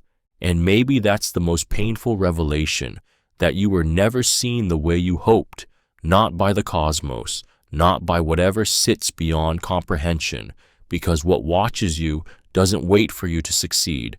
It doesn't mourn when you break. It simply watches, and then, inevitably, it forgets. Not even shadows stay, not even shadows stay, not the silent outlines that followed you through years, nor the ones cast by those you loved. You think shadows are loyal, constant companions tethered to your existence, but they are conditional, fleeting. They need light to survive, and light never stays. It moves, it fades, it dies. The second it vanishes, so does your shadow. It leaves no trace, no warning, just absence. You've seen it happen before. People who felt like fixtures, whose presence once stretched beside yours in every space, gone, and you don't even remember the last moment you saw them standing in your light. That's how shadows leave, silently, respectfully, without mourning. They exist only as long as you are seen, and the world doesn't keep looking forever. Even your own shadow grows less defined over time. You move slower. The sun hits differently. You begin to shrink beneath your own fading. And when the light softens to nothing, when your body no longer casts shape into the world, not even your silhouette remains to prove you were ever here. Not a smudge, not a blur, just blankness. You are not followed by memory. You are not etched into space. You are a temporary shape reacting to temporary brightness. The very idea of presence is fragile. Shadows pretend to be proof, but they are nothing more than borrowed outlines, erased the moment the light looks away. And it always looks away. So when you find yourself chasing shadows, yours or someone else's, remember, they are not loyal, they are not sacred, they are not yours. They are light's mercy, not yours to keep. And when that mercy runs out, not even shadows stay. Every warmth will cool, every warmth will cool. No matter how fiercely it burns, how deeply it wraps around your bones, or how safe it makes you feel in the moment, it will fade. The body that once pressed against yours in the dark will pull away. The hands that held you like they'd never let go will grow distant, distracted, or dead. The fire in your chest, that sacred flicker of connection, will dim, not out of cruelty, but inevitability. Everything that heats eventually cools. Love loses its urgency, laughter thins, even joy, that rare visitor, doesn't stay long enough to grow roots. The people who once made your heart feel alive become memories, and memories lose color with time. They lose sound, they lose temperature. You might revisit them, try to warm yourself with the embers of what once was, but it won't feel the same. It can't. Warmth is not a promise. It's a temporary rebellion against the cold that waits behind everything. We try to stretch it, to immortalize it in photos, in poems, in skin, but time is patient. It doesn't need to rip warmth from you. It just waits for the quiet slipping, and slowly the heat retreats. The room grows colder. You adjust. You pretend you're fine. You forget what it once felt like. And in the end, all warmth ends the same way, with silence, with distance, with absence. The heart cools, the touch fades, the words stop. Even the sun, our greatest fire, is dying. Slowly, yes, but absolutely. Every warmth you've ever known will cool, and when it does, you will learn how to shiver again, alone, quietly, without a flame. Hope is a trickster, hope is a trickster, smiling as it leads you deeper into the fire, whispering just a little further while the ground beneath you crumbles. It wears the mask of salvation, of light, of meaning, but underneath it is hunger. It doesn't offer answers, it offers delay, a slow, syrupy poison disguised as purpose. Hope doesn't heal, it distracts, it keeps you chasing things you'll never reach, because the chase itself is the lie it feeds on. You hope someone will come back. You hope things will get better. You hope the pain will finally make sense. And so you stay, in the job that kills you slowly, in the love that doesn't love you back, in the waiting room of your own life, convinced that tomorrow will be the day it all changes. But it doesn't, and it won't, and hope knows this. That's how it survives, by making you believe next time is real. It's not that hope is evil, it's that it pretends not to be dangerous. It moves quietly, it smiles while you bleed. It tells you to hold on when letting go would set you free. People call it brave, they celebrate it, but sometimes hope is the reason you stay in cages with open doors. It doesn't want resolution, it wants you suspended, half suffering, half dreaming, always reaching, never grasping. It never says, this is enough. It only ever says, almost. And you listen, because the truth is too sharp, that nothing is coming, that no one is, that sometimes hope doesn't lead you out of the dark. It keeps you there, because if you stop hoping, you'd have to face the silence that's been there all along. All joy expires, all joy expires. No matter how bright, how overwhelming, how seemingly eternal it feels in the moment, you hold it close like a flame, hoping it will light your way forever, but it burns out, always. That first kiss, that uncontrollable laugh, that night where everything felt right. You want to believe it's permanent, that you found the feeling that will anchor you, but joy is not an anchor, it is a flare, brief, beautiful, gone. Even in your happiest moments, there is a ticking underneath your ribs. You can feel it, the quiet dread that whispers, this won't last. And you're right, it won't, because joy by its nature is unsustainable. The body can't hold it for long. The mind distorts it. The world interrupts it. You return from euphoria to the silence of dishes in the sink, unanswered messages, and that familiar emptiness that follows every high. We try to recreate it. We chase it like addicts, through people, through things, through fleeting distractions. But what once gave you joy becomes dull. The taste weakens. The song loses meaning. The place no longer feels sacred. And that's the cruelty of joy. It leaves residue. You remember how it felt, but you can't get back there. Not really, not fully, just shadows of what was. And when joy dies, it doesn't scream. It fades, quietly. It slips into memory, where it decays just like everything else. We mourn it by pretending we're fine, by forcing smiles that no longer feel real. But deep down, you know, Every joy you've ever held close had an expiration date, and some of them already died inside you without you even noticing. Time mocks memory. Time mocks memory in the cruelest ways by letting you keep just enough to ache, but never enough to feel whole again. You cling to your past like a fragile relic, convinced it defines you, sustains you. But time does not protect what matters. It erodes, distorts, and warps. It rewrites your history behind your back. What once felt vivid fades into fog. What once felt sacred becomes suspect. You don't remember your life. You remember fragments dressed as truth. Memories aren't archives. They're stories your brain edits with each retelling. The touch you swore you'd never forget. The voice you thought you'd recognize forever. They dull, shift, blur. Time doesn't just take away the image. It mocks it. It hands you shadows and tells you they were once people. It returns your past distorted, familiar enough to hurt, wrong enough to doubt. Even your happiest moments betray you. You reach for them in grief, in longing, in loneliness, and they fracture. You remember the feeling but not the details. You remember their eyes, but not what they said. You remember how the moment ended, but not how it began. And the more you try to hold on, the more it slips through, because time does not preserve. It pretends to for a while, just long enough for you to believe memory is truth. Then it laughs and lets it rot. People say memories live forever, but they don't. They change shape, get rewritten by your fears, your wishes, your wounds. Time watches you cling to ghosts and smiles, because it knows the only thing more painful than forgetting is remembering wrong.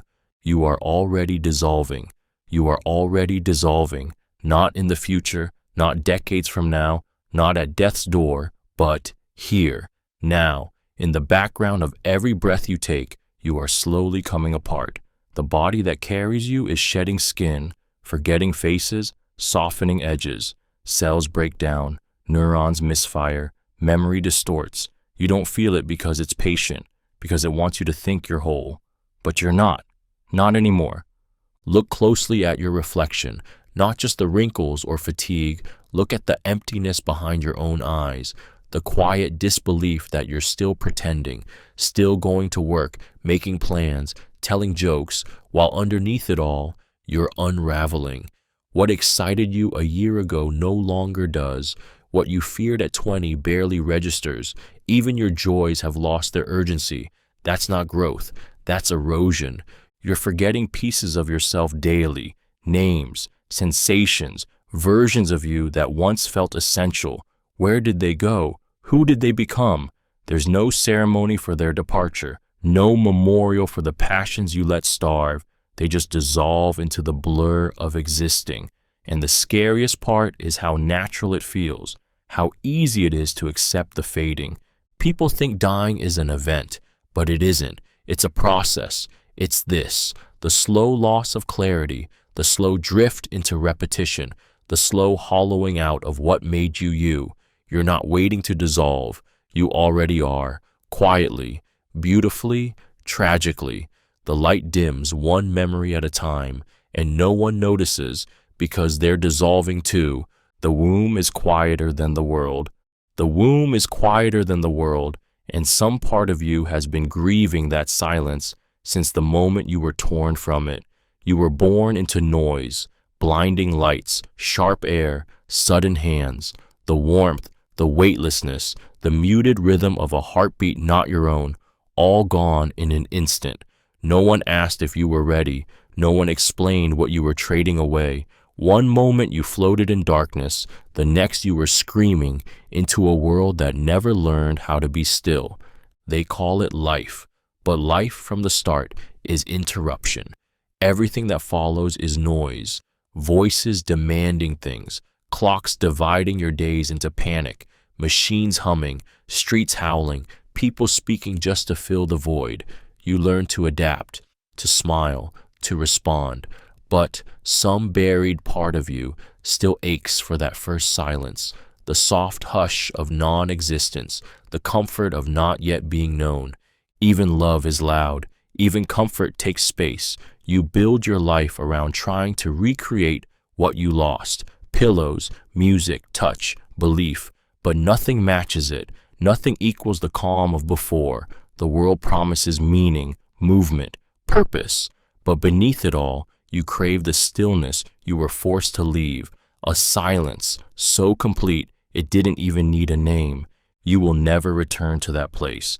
You will die chasing echoes of it, through sleep, through sedation, through withdrawal, through whispered prayers, but nothing will hush the world long enough to bring it back. Because that silence wasn't just safety, it was absence. And now you are here, exposed, breathing, loud, and forever too far from the only quiet that ever truly held you. The dead are at peace. The dead are at peace, not because they've found some higher truth or slipped into a realm of answers, but because they are finally free from asking. No more striving, no more hunger, no more noise clawing at their ears, the weight of desire, of identity, of regret. It all dissolves the moment the heart stops. The chaos ends, and in its place there is nothing, but it is a perfect nothing, still, absolute, unbothered. We fear death not for what it is, but for what it erases. We cling to the noise of life, our names, our routines, our relationships, as if they define us. But the dead need no names. They carry no shame. They do not worry about what comes next or what they left undone. They do not relive their worst days. They do not feel the ache of missing someone who moved on. The storm ends, and silence takes its throne. The living suffer. We live in cycles of longing, grief, hope, failure. The dead don't. We project our pain onto them. Imagine their spirits haunted, their souls restless. But that's us, trying to imagine a consciousness that no longer exists. The dead don't whisper through walls. They don't linger at graves. They don't want to come back, because to be dead is to be untouched by need, by memory, by meaning. They are not waiting. They are not watching. They are not hurting. They are not anything. And in that absence is a peace the living can never know, a peace deeper than joy, quieter than sleep, purer than any love that life could offer, the kind of peace you only earn by vanishing completely. You were noise in the system. You were noise in the system, an unplanned signal, a brief flicker of static in a world too vast to care. Not a message, not a design, not a chosen frequency, just interference, random, momentary, forgotten the second it passed. You convince yourself there's purpose in your rhythm, that you're part of something harmonious. But step back far enough, and even your loudest scream is a whisper drowned beneath a million others. You live under the illusion that you matter, because the system reacts to you. Doors open, messages arrive, people look when you speak, but those aren't signs of importance. They're reflexes. The system absorbs everything: grief, laughter, protest, desire, and smooths it over. Like waves hitting stone, like dust swirling in air. You were a fluctuation, a spike, a minor disruption, soon corrected. And still, you tried to mean something. You poured yourself into others. You burned your youth for love, for legacy, for a place in someone's memory. But even those memories fade. Even the ones who swore they'd never let you go eventually forget the sound of your voice, the weight of your presence. Their lives adjust. The system recalibrates. There's no record of your impact, no lasting ripple. You were noise, briefly noticed, eventually filtered out, a background hum mistaken for music, a face in a crowd mistaken for meaning. And when you're gone, the world will not pause. It will not rewind. It will not echo. It will simply continue, smoother now, as if your absence corrected a glitch it never acknowledged in the first place. You sleep inside a dying planet. You sleep inside a dying planet, and you do it like nothing is wrong. Like the ground beneath you isn't cracking. Like the air you breathe isn't thinner than it used to be. Like the oceans aren't rising while you dream of promotions, texts, vacations, and better mornings. But the earth is rotting beneath your feet. It is exhausted. It is wounded. It is burning. And still, you close your eyes and call that peace. We tell ourselves the planet is strong, that it will heal, that someone else will fix it. But the truth is colder. Earth is bleeding slowly, suffocating under the weight of human ambition, its lungs choked with smoke, its skin scraped raw for fuel and fortune. The seasons are breaking. The sky is less blue. The silence of vanished species is deafening, and you sleep through it, lulled by the hum of machines and the lie of permanence. You tuck yourself into sheets woven from denial. You scroll past collapse with a numb thumb and call it news. You sip water filtered by systems that may not last another decade. You watch forests vanish in firelight and convince yourself that your recycle bin matters, that your compost means something. But meaning does not stop decay, and comfort does not reverse destruction. This planet was never promised. It is a fragile miracle, and it is dying. Not tomorrow, not centuries from now, tonight. While you sleep in your warm bed, in your climate-controlled room, the ground groans under you, and still you close your eyes. Still, you pretend the dream is more real than the dying, because the nightmare, waking up to a world slipping away, is too much for most to face.